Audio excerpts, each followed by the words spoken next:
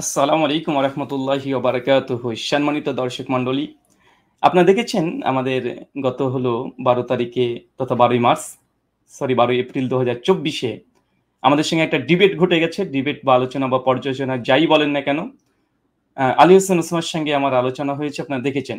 তো যাই হোক আমার সচরাচর এই নীতি আমি অবলম্বন করি না যে আলোচনা বা সমালোচনা বা বিতর্ক হওয়ার পরে সেটাকে পর্যালোচনামূলকভাবে আবার ২য় কোনো ভিডিও করতে হবে এটা আমি কখনোই করি না।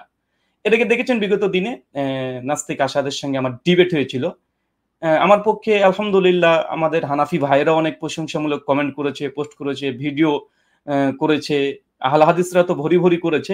কিন্তু তারপরে আমি কোনো কিছু আমার Facebook পেজ থেকে শেয়ারও করি না, সেই কমেন্টগুলোকে রিপ্লাইও দিই না এবং আমি পাল্টা কোনো ভিডিও করি না যতক্ষণ না পর্যন্ত প্রতিপক্ষ আমাদের ডিবেটটাকে নিয়ে কোনো কথা না বলছে। তাই এর আগে আমার যতগুলো ডিবেট হয়েছে সবগুলোতে আমি এমনই করি। আমি পর্যালোচনা করি না ১ম থেকে। তো যাই হোক আমি দেখলাম যে আমাদের আলোচনার পরেই আলী হোসেন ওসামা সাহেব গতকাল রাত্রিতে ওয়াজের ময়দানে গিয়ে প্রায় ২৭ মিনিট ধরে আমাদের বিতর্কের পর্যালোচনা করেছে প্রশ্নোত্তরের নামে। প্রায় ২৭ মিনিট। চিন্তা করেছেন? ২ ঘন্টার বিতর্কে ২ ঘন্টাই নয়, একেকজন ৫৫ মিনিট করে সময় পেয়েছে। আর উনি ২৭ মিনিট ধরে পর্যালোচনা করলেন ওয়াজ মাহফিলের মঞ্চে। তো তারপরে তিনি কিছু অভিযোগ নতুন, নতুন করে উপস্থাপন করলেন। তো যেহেতু আলোচনা শেষ হয়ে গিয়েছিল তারপর নতুনভাবে আবার শুরু করলেন। তাই অবশ্যই এটা আমাদের হক, আমাদের অধিকার যে তাকে আবার জবাব দেওয়া। তাই তিনি কিছু অভিযোগ করেছেন, সেই অভিযোগগুলো চলেন আগে কিছু শুনবো। তারপরে আলোচনা আপনাদের সামনে পেশ করব। তার আগে একটা ছোট্ট কথা বলে দিই। প্রায়শই আমরা হানাফি, দেওবন্দি, বেরেলবিদের পক্ষ থেকে দেখছি ভিডিও অনেকগুলো আমাদের সামনে চলে এসেছে। অনেকে বলছে যে আলী হোসেন ওসমানের জায়গায় যদি ব্রাদার রাহুলের জায়গায় মানে আলী হোসেন ওসমানের জায়গায় যদি রেজাউল করিম আবরার থাকতো তাহলে নাকি ব্রাদার রাহুলকে নাকানি চুবানি খাওয়াতো। মানে এই কথাটা ইঙ্গিত কোন দিকে বহন করে একটু যদি সুস্থ বিবেক সম্পন্ন, বুদ্ধি সম্পন্ন ব্যক্তি হয় তাহলে সকলে বুঝতে পারবেন। যে অনেকে মেনে নিতে পারছে না যে আলী হোসেন ওসামার সঙ্গে ব্রাদার রাহুল বসেছে। বরং আলী হোসেনের জায়গায় যদি রেজাউল করিম আবরার থাকতো তাহলে আমাকে নাকের চুবানি খাইয়ে দিত রেজাউল করিম আবরার। তার মানে বুঝতে পারছেন বিষয়টা কেমন ঘটে গেছে। মানে তারা সন্তুষ্ট হতে পারেনি যে আলী হোসেন ওসমানের যে পারফরম্যান্স আর আমার যে ছুড়ে দেওয়া ৮ টা প্রশ্ন পরবর্তী সময়ে ১০ টা প্রশ্নের উত্তর যেহেতু ৪ টে রাউন্ডে আসেনি, তাই হানাফি দেওবন্দিরাও তারা মানে এখানে সেভাবে খুশি উদযাপন করতে পারছে না। কিন্তু তারপরেও যেহেতু আমাদের দলের দলন্ধ কিছু আছে, যাই হোক তার বিচার মানি তালগাছ আমার এমন তো থাকবেই। তাই তারা এরকম উদযাপন করছে। নচেৎ এ কথা বারবার কেন আসছে? যে আলী হোসেন ওসামার জায়গায় যদি রেজাউল করিম আবরার থাকতো তাহলে নাকি অনেক মানে বিতর্কটা সফলকাম হতো। দর্শক মন্ডলী ১ সেকেন্ড আমি ক্যামেরার ব্যাটারিটা ডাউন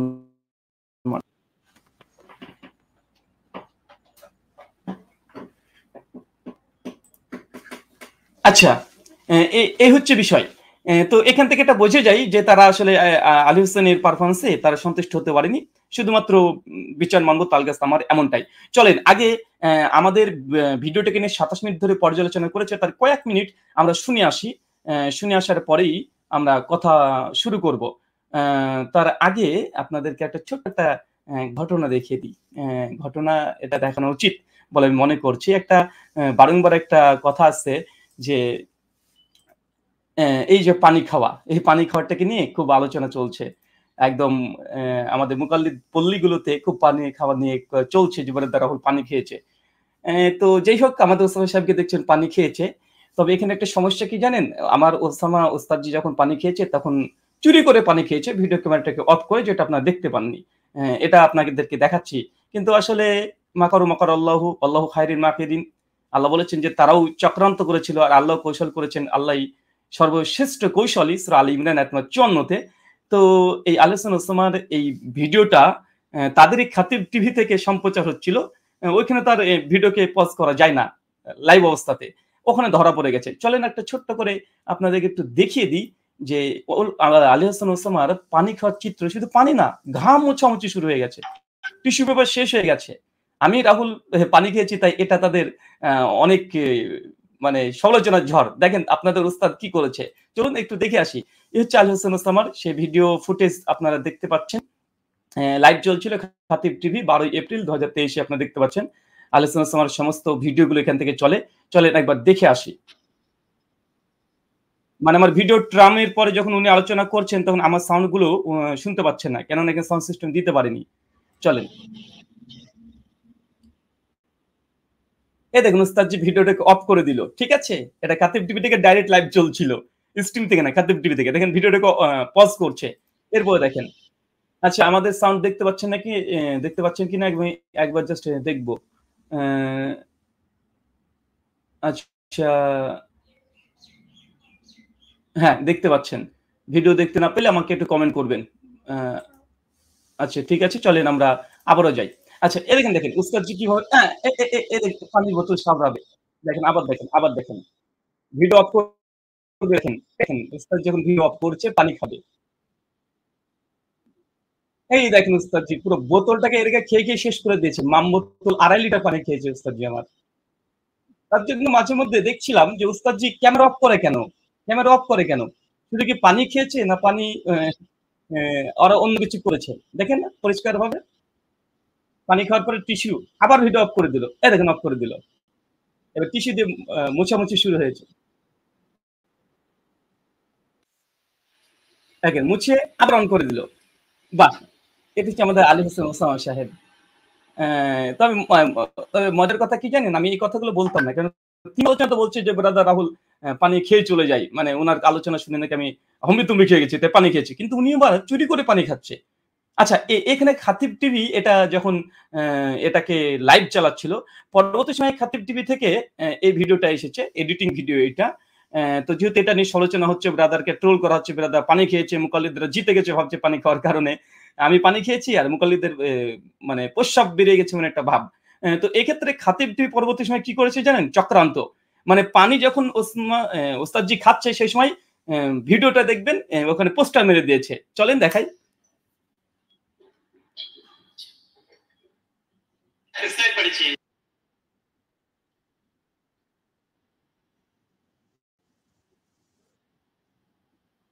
দেখেন আমার ছোট সবসময় ভিডিওটাকে নিচে বুকে ছোট রেখেছে। আলী হাসান ওসমান যখনই হাত দিল মানে ক্যামেরা বন্ধ করল।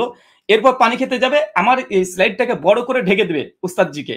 মানে এটা চক্রান্ত করেছে। যেহেতু ট্রোল করেছে, উস্তাদজি নিজে পানি খেয়েছে ক্যামেরা বন্ধ করে। দেখেন, দেখেন ঢেকে দিয়েছে পুরো ছবি।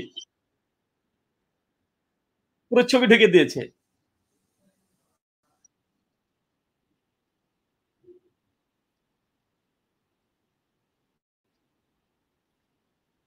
দেখেন পানি খাওয়া শেষ। আবার দেখেন আমার স্ক্রিনটাকে ছোট করে দিয়েছে। ভিডিওটাকে অফ করছে। কিন্তু ঘাম মোছাটা নিয়ে যেহেতু সমালোচনা হয়নি, তাই ঘাম মোছাটা খাতিব টিভি রেখে দিয়েছে। মানে চোর চুরি করলে জুতো থুয়ে যাবে।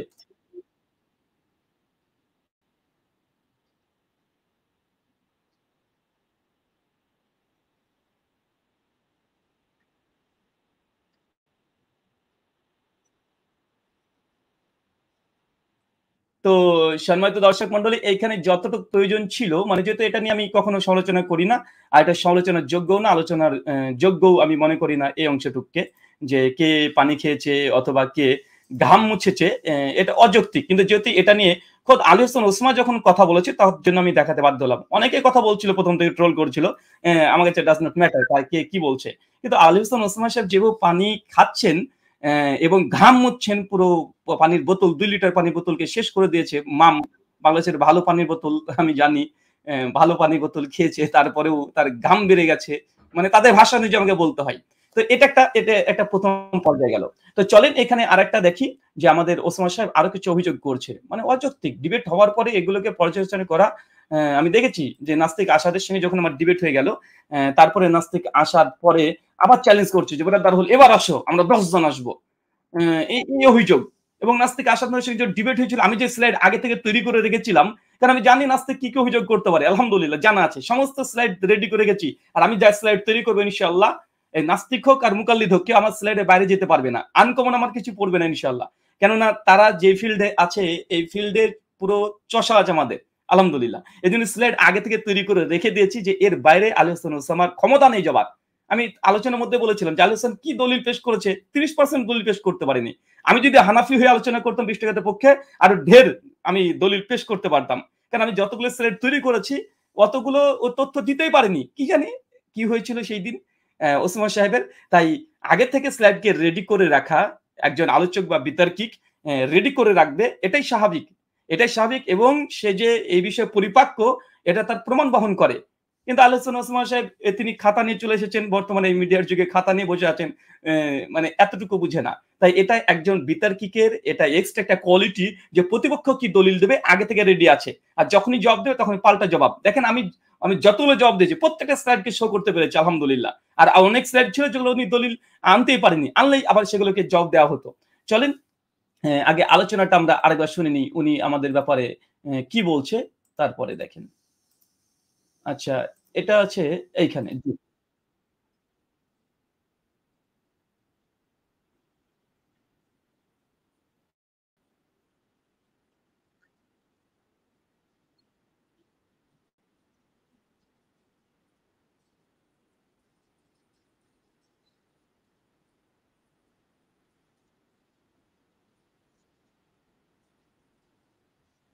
আচ্ছা, এখানে একটা বাচ্চা শিশুসুলভ একটা অভিযোগ যে আমি স্লাইড শো করতে একটা স্লাইড চলে এসেছিল যেখানে লেখা আছে আলী হোসেন ওসামা তার দলিল ভিত্তিহীন। উনি বলছেন যেটা নাকি আচমকাই চলে এসেছে। হুজুর, আচমকাই নয়।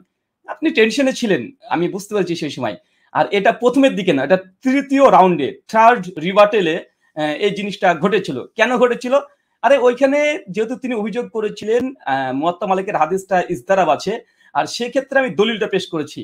এবং দলিল পেশ করে উনি বলছেন যে মোহাম্মদ বিন ইসহাক থেকে ১৩ রাকাত, দাউদ বিন কায়েস থেকে ১১ রাকাত, ২১ রাকাত। আমি এই ২ দলিলের জবাব দেওয়ার পরে ওখানে লিখেছি যে অতএব ওসমান সাহেবের এই যে অভিযোগ এটা ভিত্তিহীন প্রমাণিত হলো। চলেন আবার দেখেন একই সাইড, দেখেন এই বিষয়ে আলোচনা করতে দেখেন এখানে মোহাম্মদ বিন ইসহাকের বর্ণনা জয়ীফ, জাস্টিস তাকি উসমানী বলেছে। তারপরে দাউদ বিন কায়েসের এই রাত তিনি নিয়ে এসেছিলেন, এটাও জবাব দিয়েছি।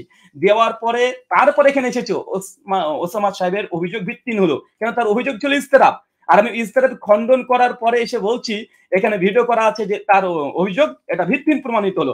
সব জায়গাতে লেখা আছে। ২০ রাকাতের ইতিহাস, এটার পরে দেখবেন ইমাম মালিকের যে আমল, এটার পরে দেখবেন লেখা আছে যে অভিযোগ ভিত্তিহীন প্রমাণ হলো। মানে তার একটা করে অভিযোগ কি করতে পারে এটা আমার আগে থেকে জানা ছিল।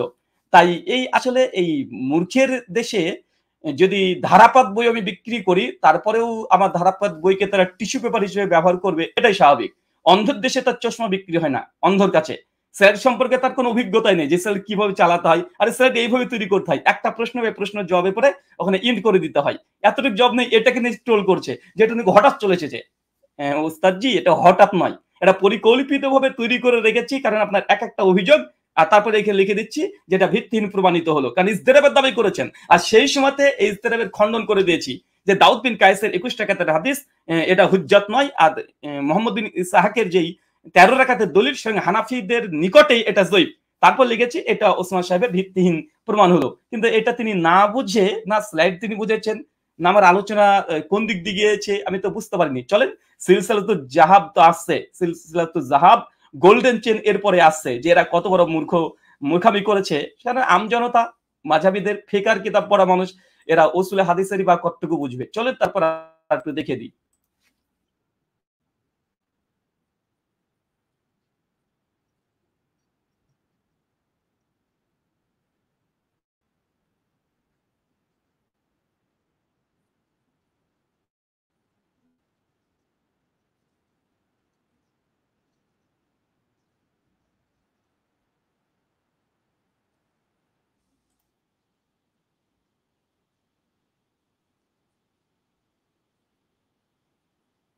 এখানে এখানে বারবার একটা প্রশ্ন বারবার ছুড়ে দিচ্ছে যে আমি প্রস্তুতি যা নিয়ে এসেছি তাই নিয়ে আলোচনা করেছি, তাই কম পড়ুক না পড়ুক আমি সেইগুলোই নাকি আলোচনা করেছি। না, দেখাতে পারিনি এখন পর্যন্ত যে আলী হোসেন ওসমান কোন পয়েন্টের ব্রাদার রাহুল জবাব দেয়নি। এখন পর্যন্ত পয়েন্ট ফাইন্ড আউট কেউ করতে পারেনি আলহামদুলিল্লাহ, আর পারবেও না, কেন তার প্রত্যেকটা অভিযোগের পয়েন্ট বাই পয়েন্ট খণ্ডন করা হয়েছে, সব তাদের মাথার উপর দিয়ে চলে গেছে।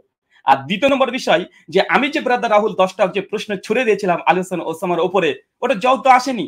উনি বললেন দেবে দেবে করতে ৪ রাউন্ড শেষ। কোথায় কোথায় ৪টে রাউন্ডের মধ্যে আমার ১০টা যে প্রশ্নের জবাব কোথায়? ওস্তাদজি আলী হোসেন ওসামা সাহেব, আপনি যে সেম আসাদ নূরের মতোই ২১টা প্রশ্নকে হজম করে নিয়েছেন। একদম পুরো হজম করে দেব করে দাবি করছে দিয়েছি, কিন্তু আসলে দেয়নি। মুসলিমরা সকলে দেখেছে কিভাবে আসাদ নূর আমার প্রশ্নগুলোকে হজম করেছিল মায়ের দুধ মনে করে। ওসমান সাহেবের একই অবস্থা। আমার ১০টা প্রশ্নের একটারও জবাব তিনি দিতে পারেননি। যদি শেষে প্রশ্নগুলো আরেকবার দেখিয়ে দিব, যদি কারো দম থাকে সেই জবাব যেন দিয়ে দেয়। আলী হোসেন ওসমান তো পারেনি দীর্ঘ ২ ঘন্টার বিতর্কতে। কিন্তু আমার কোন পয়েন্ট উনি বলছেন যে আমি আগে থেকে প্রস্তুতি নিয়ে এসেছি, যেগুলো সেগুলো পেশ করেছি। আরে আমি তো বলেছি যে আপনি কেন? যদি হাবিবুর রহমান আজিমি আপনার যে বই রচনা করেছে তারাবির রাকাত সংখ্যার উপরে, ওকেও যদি বাহাসে বসিয়ে দেওয়া হয়, তারপরে আমি যে স্লাইড গুলোকে রেডি করে গেছি এর বাইরে হাবিবুর রহমান আজমি যদিও মারা গেছে তারপরে এই স্লাইডের বাইরে যেতে পারবে না। কারণ সমস্ত তথ্য একদম রেডি, একদম ফাইনাল করা আছে। ক্রিস্টাল ক্লিয়ার দলিল দিয়ে দেখে খণ্ডন করা। আসলে আমি স্লাইড দেখেছি অবাক হয়ে গেছে যে ব্রাদার হলে মুখ চলছে, হাত চলছে, একই সঙ্গে ডাইরেক্ট দলিল উপস্থাপন করছে। আরে সর্বনাশ! এই মুকাল্লিদ পল্লীতে দিয়ে আগুন জ্বলে গেছে। যে এটা কিভাবে সম্ভব? ব্রাদার হল কিভাবে করছে? যে কথা বলছে সরাসরি হাদিস দলিল স্ক্রিনে চলে আসছে। সঙ্গে সঙ্গে দলিল খণ্ডন হয়ে যাচ্ছে। ডিজাইন করে এত সুন্দর স্লাইডকে তৈরি করেছে। মানে এটা যেহেতু তাদের কমতি পারেনি। এটা অনেক হানাফিরা স্বীকার করেছে যে ব্রাদার হল যেভাবে প্রেজেন্টেশন করেছে, যে স্ক্রিন গুলোকে সামনে রেখেছে, স্লাইড ব্যবহার করেছে, এটা অনেক আগে। আলোচনা সময় ব্রাদার হল গেছে শিশু, একদম শিশু। এটা অনেকে স্বীকার করেছে, আলোচনা সময় নিজেও স্বীকার করেছে বারবার। কিন্তু তারপরে যেহেতু পারেনি, এখানে একটু পেঁচাল করতে হবে যে স্লাইড আগে থেকে তৈরি করে রেখেছে, কমন আসে। আরে ডিবেট করতে আসলে প্রতিপক্ষ সমস্ত দলিল রেডি করে আসে। এখন টেকনোলজির যুগ, টেকনোলজি আমরা ব্যবহার করছি। এদের কাছে কি বা বলবো? এরা তো এককালে ফতোয়া দিয়েছিল মাইকে আজান দেওয়া বেদাত, মাইকের মাধ্যমে নামাজ পড়া বেদাত। এরা তো এককালে ফতোয়া দিয়েছিল টিভি বাড়িতে রাখলে নামাজ হবে না। এদের কাছ থেকে আর কি আশা করা যায়? এরা টেকনোলজি কি বা বুঝবে? ধীরে ধীরে বুঝবেন। আর 40 বছর লাগবে। আমি আজকে যে স্লাইড গুলো তৈরি করেছি, আর 40 বছর পর দেবন্দীরা আমি যেভাবে ডিবেট করছি এইভাবে তারা ডিবেট করবে। এইভাবে তারা ডিবেট করবে স্লাইড দেখিয়ে দেখিয়ে আগে থেকে তৈরি করে। জি, আহলে হাদিসরা সবসময় 50 বছর আগে এগিয়ে থাকে দেওবন্দি মুকাল্লিদের চাইতে। এটা টেকনোলজি বলেন আর শরিয়ত দিক থেকে বলেন, দুই দিক থেকেই মানে আমরা আগিয়ে থাকি, এটা সকলেই বাঙালিরা জানে। চলেন এরপরে তিনি আরেকটা অভিযোগ করেছে। আচ্ছা, আরেকটা অভিযোগ উনার ছিল, সেই অভিযোগটার সংক্ষিপ্ত একটা জবাব দিয়ে দিই। আচ্ছা, তার অভিযোগ।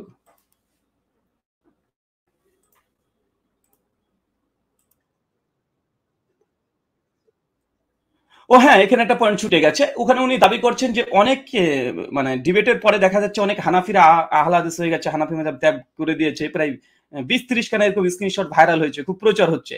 তো উনি বলছেন এগুলো নাকি আমাদেরই পরিকল্পিতভাবে তৈরি করা। আসলে চোরে মন পুলিশ যে কাজ করে, যে কাজ করে সেটাই বলবে। দেখেন, আমিও দেখেছি, লক্ষ্য করেছি অনেক স্ক্রিনশট বিভিন্ন ফেসবুক পেজে ঘুরে করছে যে আজ থেকে হানাফি মাযহাব ত্যাগ করলাম, আজ থেকে ২০ রাকাত তারাবিকে ছেড়ে দিলাম। আমরা ভাবতাম উমর বিন খাত্তাব ২০ টাকার তারাবির আদেশ দিয়েছে, ৮ টাকা দেয়নি। আসমানের নিচে কোনো নাকি হাদিসই নাই, অতএব আজ থেকে আমি ২০ টাকার পড়া ছেড়ে দিলাম, ৮ টাকা গ্রহণ করলাম, আহলে মাযহাব গ্রহণ করলাম। এরকম অনেকগুলো প্রায় ২০ থেকে ৪০ খানা স্ক্রিনশট ঘুরে বেড়াচ্ছে। উনি বলছেন এটা নাকি আহলে হাদিসদের পরিকল্পিত। এই যে আমি বললাম না, যে যেমন সে তেমনই ভাববে, পাত্রে যা থাকবে তাই তো উঠবে। কারণ এদের পরিকল্পনা ওটাই ছিল। এদের পরিকল্পনা ওটাই ছিল। আর এটা যদি হতো আমাদের পরিকল্পনা, তাহলে সর্বপ্রথম তো আমি আমার বাহবা দেখানোর জন্য ওই স্ক্রিনশট গুলো ফেসবুকে প্রচার করতে পারতাম। আমরা তো করিনি। আমি করিনি কারণ এগুলো আমার ডাজ নট ম্যাটার। এর আগেও নাস্তিকদের সঙ্গে যখন ডিবেট হয়েছিল, হিন্দুদের সঙ্গে হয়েছিল, আমার পক্ষে অনেক সুন্দর কমেন্ট এসেছিল। অনেক হিন্দু ইসলাম গ্রহণ করেছে ডিবেট শুনে, এটা পোস্টার অনেকগুলো কমেন্ট ভাইরাল হয়েছে। আমি তো সেগুলো তো প্রচার করিনি কারণ এগুলো ডাজ নট ম্যাটার। আলোচনা হয়ে গেছে, শ্রোতারা জাজমেন্ট করবে। এখানে আমি আবার দ্বিতীয়বার এসে পর্যালোচনা করব, এটা মনে হয় আমি যতটুকু বুঝি বা যতটুকু বুঝি যে প্রথম আলোচনাগুলো এই বিতর্কের পরে আবার শুরু করে, আসলে তার কথা আরো আছে। সে আসলে রেজাল্ট খুব ভালো করতে পারেনি। তার জন্য আবার পরীক্ষা দিতে বসতে চাচ্ছে বা তার নিজের কথাগুলো ব্যাখ্যা করতে চাচ্ছে। দেখো আমি আমি জিতে গেছি। কিন্তু মানুষ বুঝছে না তুই বেটা হেরে গেছিস। তারপরে ব্যাখ্যা দিতে চাচ্ছে যে আমি এটা বলেছি, ওটা বলেছি, উনি এই করেনি, উনি আরবি পারেনি, উনি স্লাইড দেখিয়েছে, উনি পানি খেয়েছে, উনি এই সিলসাতুল যাহাব মানে গোল্ডেন চেন এইসব বলেছে। এগুলো আসলে হাস্যকর কথা ছাড়া কিছুই নাই। তাই আহলে হাদিস যে আমাদের আলোচনাতে ডিবেটে হয়, এটা সামনে রমাজান মাসেই প্রকাশ পেয়ে যাবে। আর এটা তো জ্বলন্ত দেখেন না, বাংলাদেশের প্রেক্ষাপটে দেখেন কতজন হানাফি তাদের মাযহাবকে ত্যাগ করে দিয়ে আহলে হাদিস হয়ে যাচ্ছে। প্রত্যেক হানাফি গ্রামে একটা করে নতুন করে আহলে হাদিস মসজিদ হয়ে যাচ্ছে। কিন্তু একটা আহলে হাদিসকে হানাফি হতে দেখেছেন? বাস্তব নমুনা। এখানে আমাদের কমেন্ট করে লিখার পরিকল্পনা করার দরকার নেই। আর এই অভিযোগটা এই দেবন্দীরা প্রথম থেকে করতো। যখন ডাক্তার জাকির নায়েকের বক্তৃতা শেষে যখন অমুসলিম হিন্দু খ্রিস্টানরা যখন ইসলাম গ্রহণ করতো, তখন বলতো ডক্টর জাকির নায়েক সাজিয়ে রেখেছে। ডক্টর জাকির নায়েক সাজিয়ে লাইন দিয়ে রেখে দিত, প্রশ্ন করতো আর এসে কালেমা পড়তো। এটা ডক্টর জাকির নায়েকের সঙ্গে ঘটেছে। কারণ যারা পরাজিত পার্টি, পরাজিত দল, তারা কখনো হকগুলোকে গ্রহণ করবে না। ডক্টর জাকির নায়েককে এই দেবন্দীরা অভিযোগ করেনি, এই অভিযোগই করেছে। যখন কোন অমুসলিম ইসলাম কবুল করছে জাকির নায়েকের বক্তৃতা শুনে, তখন অলিপুরীর মতো ব্যক্তি হাফিজ রহমান কুয়াকাটা দেবন্দীরা বলতে তখন প্রচার করছে যে ডক্টর জাকির নায়েক আসলে ওই প্রশ্নগুলো তাদেরকে দিয়ে সাজিয়ে রাখে, তারপর তার উত্তর ডক্টর জাকির নায়েক দেয়, তারপরে কালেমা পড়ে ডক্টর জাকির নায়েক এটা পরিকল্পিতভাবে করে। সেম একই জিনিস। আমি বুঝি না। মানে অমুসলিমরা যে অভিযোগ করে নাস্তিকরা, আমি স্লাইড তৈরি করে রেখেছিলাম, আসাদ নূরে বেঁধে গিয়েছিল। ব্রাদার রাহুল ওই স্লাইড গুলো আগে থেকে তৈরি করে রেখেছে। তাই কমন যা পড়েনি সেগুলোই বারবার তিনি আওড়াচ্ছেন। সেম একই ভাষা। আসাদ নূর যা বলেছে, ওসামা সাহেব তাই বলছে। তারাও আর বলছে হাদিস শাস্ত্রবিদ না হলে তার সঙ্গে ডিবেট করা যাবে না। জনগণ দেখে নিয়েছে যে কে কত বড় হাদিস শাস্ত্রবিদ, এটা জনগণ দেখে নিয়েছে। আপনাকে আমাকে নতুন করে বলার প্রয়োজন নেই। এই জিনিসটা আমি দেখেছিলাম। শ্রী রবিশঙ্কর যখন ডক্টর জাকির নায়েকের বিতর্ক হয়েছিল সেই সময় ডক্টর জাকির নায়েক যখন বেদ, রামায়ণ, মহাভারত থেকে তৌহিদ প্রতিষ্ঠা করছিলেন, আল্লাহ নবীর ভবিষ্যৎবাণী পূরণ করছিলেন, তখন রবিশঙ্করের মুখ একদম কালো ফ্যাকাশে হয়ে গেছে। হিন্দুদের মুখ কালো ফ্যাকাশে হয়েছে। সেই সময়তে রবিশঙ্কর এসে বলছেন যে ঢাই অক্ষরে প্রেমকে পড়ে সে পণ্ডিত হো। দেখুন ডক্টর জাকির নায়েক, আপনি পৃথিবীর বিভিন্ন ধর্মগ্রন্থ পড়তে আর বিতর্ক করতে পারেন। কিন্তু এই ধর্মগ্রন্থের শুধু উপর দেখলে হবে না। এর গভীরে প্রবেশ করতে হবে। আপনি যে কথাগুলো বলেছেন আসলে আমাদের গ্রন্থে আছে। তবে এর তত্ত্ব, এর গভীর, এই শাস্ত্রের আরো গভীরে যেতে হবে। ঠিক আজকে ওসমান সাহেব দেখছি রবিশঙ্কর ডক্টর জাকির নায়েককে বলে যেইভাবে হিন্দুদের কাছে সমর্থন পাওয়ার চেষ্টা করেছে, ওসমান সাহেব দেখছি একই জিনিস যে হাদিস শাস্ত্রবিদ এর সঙ্গে ছাড়া ডিবেট করা যায় না। কারণ রবিশঙ্কর চেয়েছিল যে ডক্টর জাকির নায়েক যা বলছে আমাদের গীতা, রামায়ণ, মহাভারতে আছে। তবে ডক্টর জাকির নায়েক উপর বলেছে। ও তো আর এই হিন্দু ধর্মের কোনো পণ্ডিত না, কোনো হিন্দু ধর্মের আলেম না, জ্ঞানী ব্যক্তি না। আমি হচ্ছে ২০ বছর ধরে আমি গুরু গৃহে পড়াশোনা করেছি। সংস্কৃত বিদ্যা নিয়ে পড়াশোনা করেছি, শাস্ত্র নিয়ে পড়াশোনা করেছি। অতএব ডক্টর জাকির নায়েক যা বলছে বলুক, আমি না পারি খণ্ডন করতে। কিন্তু এর গভীরে যেতে হবে। শাস্ত্রের গভীরে প্রবেশ করো, তাহলে দেখবে যে আসলে আমি রবিশঙ্কর ঠিক আছি, ডক্টর জাকির নায়েক ভুল আছে।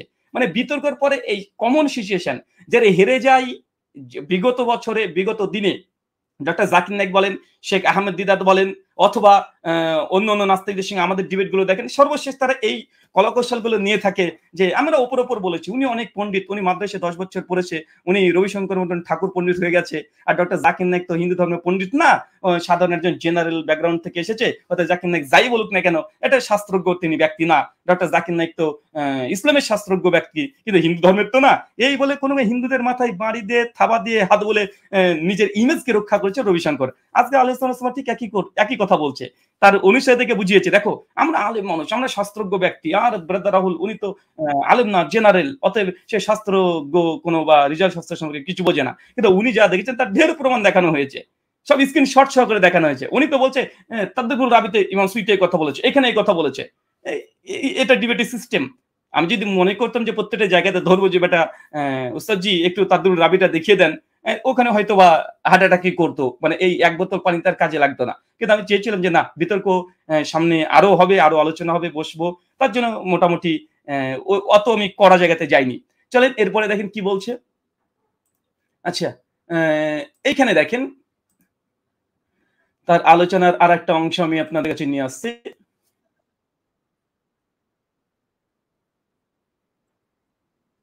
এটা তো হয়েছে।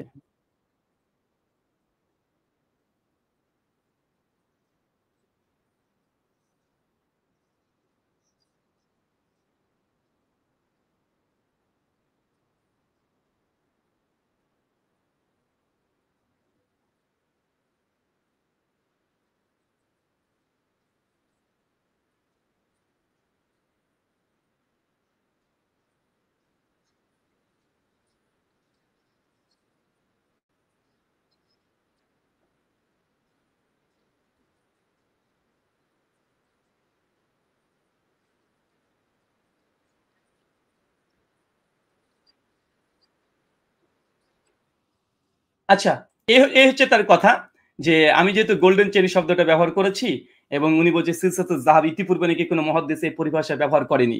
হানাফিরা এই ব্যক্তিকে মনে করছে অনেক বড় বিজ্ঞ পণ্ডিত, শাস্ত্রজ্ঞ, ব্রাদার রাহুল শাস্ত্রজ্ঞ না।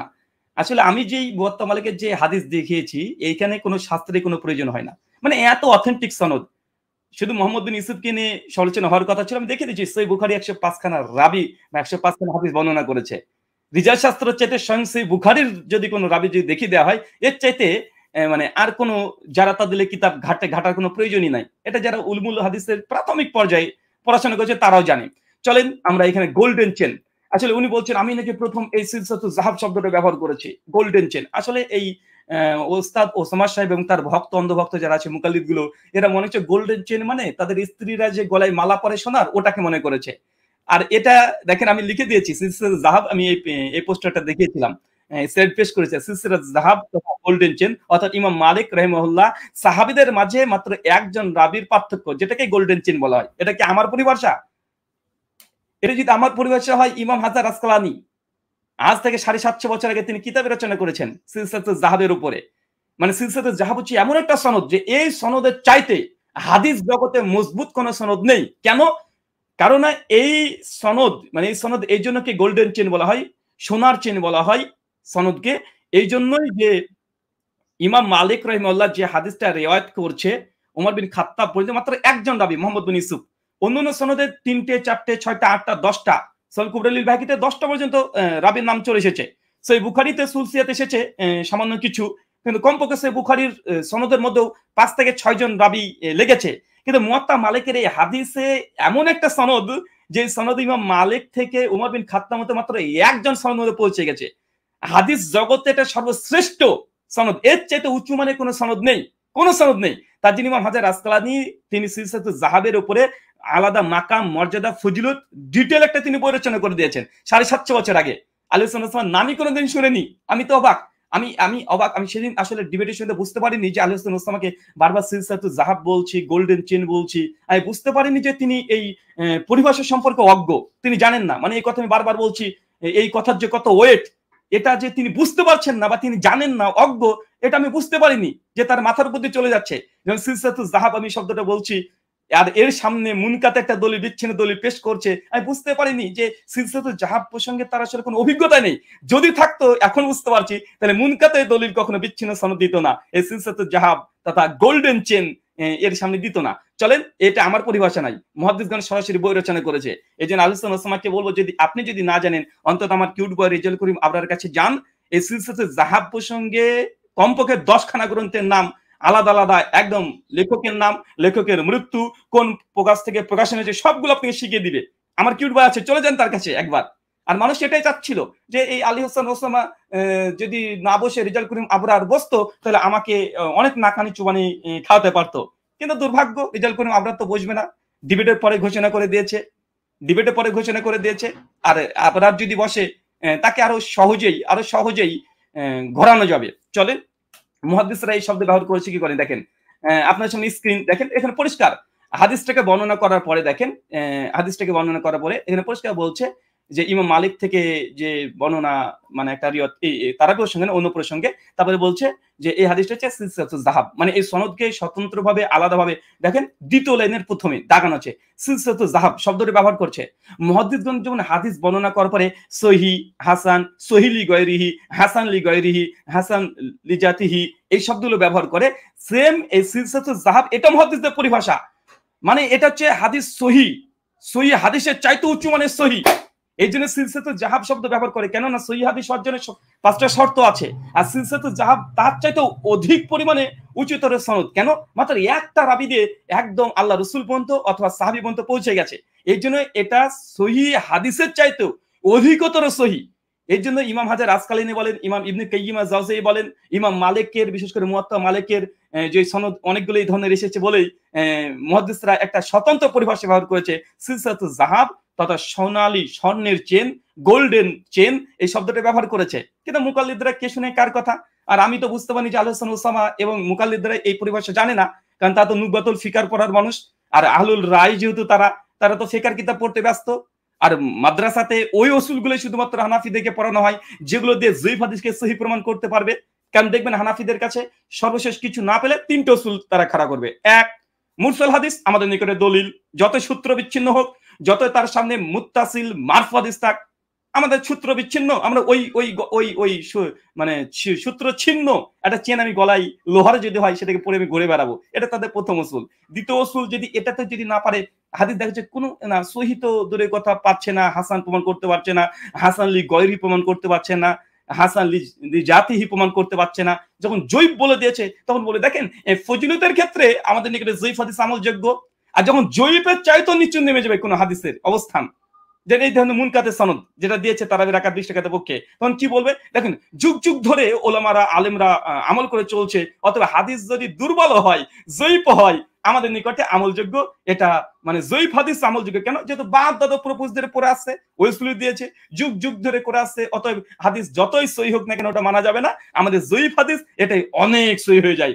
তোমার সিলসিলাতুল যাহাব রাখো, মানে তোমার গোল্ডেন চেন মুহাদ্দিসদের ভাষা অনুযায়ী সোনালী চেন, এটাকে বাদ রাখো। আমি বাদরের গলায় সোনার চেন পরাতে গিয়েছিলাম। আমি ভেবেছিলাম যে এরা সিলসিলাতুল যাহাব মানে বুঝে, কিন্তু পরে বুঝলাম যে বাদর তো ও বেটা না শিকলের চেন বুঝে, না ও লোহার চেন বোঝে, না সে সোনার চেন বোঝে, না মুক্তার চেন বুঝে। তাকে যাই পড়াবেন সে ধরে ছিঁড়ে ফেলবে। তাই আমি এই মুকাল্লিদদেরকে চেয়েছিলাম এবং আলোচনা সাহেবকে চেয়েছিলাম যে মুয়াত্তা মালিকের সিলসিলাতুল যাহাব এই সনদ, যেটা মুহাদ্দিসরা খাস ভাবে হুকুম প্রয়োগ করেছে। আর অনেক জায়গাতে আছে, দেখেন আরেকটা সনদ প্রসঙ্গে মুহাদ্দিসগণ লিখছেন যে এই সনদ হচ্ছে সিলসিলাতুল যাহাব। আরেকটা দেখেন এই হাদিস হচ্ছে ওয়াহাজা সিলসিলাতুল যাহাব, মানে সনদ হচ্ছে সিলসিলাতুল যাহাব। পরিষ্কার। এখানে নাফি থেকে আন আমার, মানে এখানে নাফি আল আমার মানে মাত্র একজন ব্যক্তি থেকে হাদিসটা পৌঁছে গেছে। এখানে ইমাম মালিকের সেই কথাই আছে যে আন মালিক আন নাফি আন ইবনু ওমর। কারণ এখানে শুধু ইবনু একজনই শুধুমাত্র দিয়ে এই সনদ পৌঁছে যাওয়ার কারণে মুহাদ্দিসগণ যারা আছে, উসুলবিদ যারা আছে, রিজাল শাস্ত্রবিদ যারা আছে, তারা বলছে এটা সিলসিলাতুল যাহাব, আলাদাভাবে স্বতন্ত্রভাবে এই হাদিস হুকুম লাগিয়েছে। কেন? মানে এটা সহিহ হাদিসের চাইতে উচ্চ মানের হাদিস, এত উচ্চ মানের হাদিস। আর আমি এই যে বাদুরের গলাতে এখন এই স্বর্ণের চেন যদি পরাতে যাই, বাদুর কি বুঝবে? বাদুর তো লোহার চেন, একটা ছেঁড়া চেন, যেটা মুনকাতে সনদ বিচ্ছিন্ন, ওই চেন পরে তো খুশি। এই জন্য বলেছিলাম যে আপনি যদি মুনকাতে হাদিস, জয়ীফ হাদিস, সূত্র বিচ্ছিন্ন হাদিস পড়ে যদি বা আমল করে যদি আপনি খুশি থাকেন, দ্যাটস ফর এনাফ, আপনার জন্য যথেষ্ট। আপনি খুশি হয়ে যান, কোনো সমস্যা নেই। কে যেন বলেছিল, আরেকজন আবরার কি যেন নাম, ওই ছেলেটা বলেছিল, আশিফ, ও বলেছিল আপনি এই জয়ীফ হাদিস উপর আমল করেন, সিলসিলাতুল যাহাব আপনার বিপক্ষে আছে। তো এই সিলসিলাতুল যাহাব এই পরিভাষাটা যে বুঝেনি, মানে এটা আমি অবাক হয়ে গেছি। এটা নাকি হাদিস শাস্ত্রবিদ বড় পণ্ডিত দেখিয়ে দিয়েছে। কিন্তু আমি যে আগে থেকে জানতাম যে না, সিলসিলাতুল যাহাব এই শব্দ বুঝে না। গোল্ডেন চেন বলতে গেলে স্ত্রীর গলায় যে মালা পরিয়ে দেয়, ওটাকে বুঝে এই বাদরগুলো। তাহলে আমি এই শব্দ ব্যবহার করতাম না, সংজ্ঞাটা খুলে খুলে বলে দিতাম 2-1 মিনিট। কিন্তু আমি জানছি একজন আলেমের সঙ্গে ডিবেট করছি, একে সিলসিলাতুল যাহাব অর্থ বোঝাতে হবে, একে মুনকাতে এই শব্দের অর্থ বোঝাতে হবে, মুরসাল এটার অর্থ বোঝাতে হবে। দেখেন তিনি আলোচনা করতে করতে একবার বলছে যে হাদিসটা মুরসাল, হাদিসটা মুরসাল না মুনকাতে। আমি আলোচনার মধ্যে ধরে দিয়েছি মুরসাল না, এটা মুনকাতে। মুরসালের নবীর দিকে নিসবত হয়, মুনকাতে এটার আলাদা। তাও ওখানে আর কোনো জবাব দেয়নি। তো এই হচ্ছে তাদের অবস্থা। এরা হচ্ছে রিজাল শাস্ত্রবিদ, হাদিস শাস্ত্রবিদ। সিলসিলাতুল যাহাব এই শব্দ বোঝেনি, যেটা মুহাদ্দিসগণ স্বতন্ত্র আলাদাভাবে বই রচনা করে চলে গেছে। এই হচ্ছে এদের হালাত, এই হচ্ছে এদের অবস্থান। আউযুবিল্লাহ। মানুষকে কিভাবে ভ্রষ্ট করছে আপনার স্পষ্টই দেখতে পাচ্ছেন। চলেন আরো কিছু কথা বলেছে, তারপর কিছু ইলমি খণ্ডন তিনি করার চেষ্টা করেছে। ইলমি খণ্ডনটাও আপনাদের সামনে নিয়ে আসবো। চলেন দেখি কি বলছে এরপরে।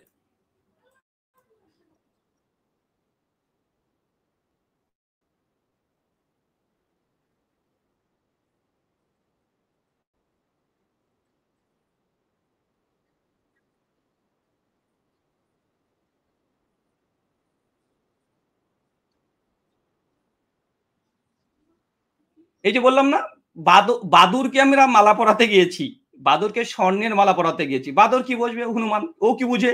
ও তো মূল্য বুঝবে না, তাই মূল্য দিচ্ছে না। যে যাই হোক, তোমার আমাদের সূত্র বিচ্ছিন্ন একটা মুনকাতে দলিল আছে, আমরা তো এটাতেই খুশি। আর যেহেতু বাপ দাদার আমল করেছে, তার জন্য এটাতে আমরা খুশি। তোমার কাছে যতই গোল্ডেন চেন থাক, মুক্তার চেন থাক, যাই থাক না কেন, আমরা তো গ্রহণ করব না। বাপ দাদা যেহেতু আমল করে গেছে, আমাদের জয়ীফ মুনকাতে হাদিসের প্রতি অবশ্যই তাহলে আমরা এটাই গ্রহণ করব। এবং তিনি যে অভিযোগগুলো করছেন যে মুস্তারিব, তিনি বারবার বলছেন যে 8 টাকাতের মুয়াত্তা মালিকের এই হাদিস মুস্তারিব। আমি এই খণ্ডন স্টেজের মধ্যে, আলোচনার মধ্যে কঠিন এবং কঠোরভাবে করে দিয়েছিলাম।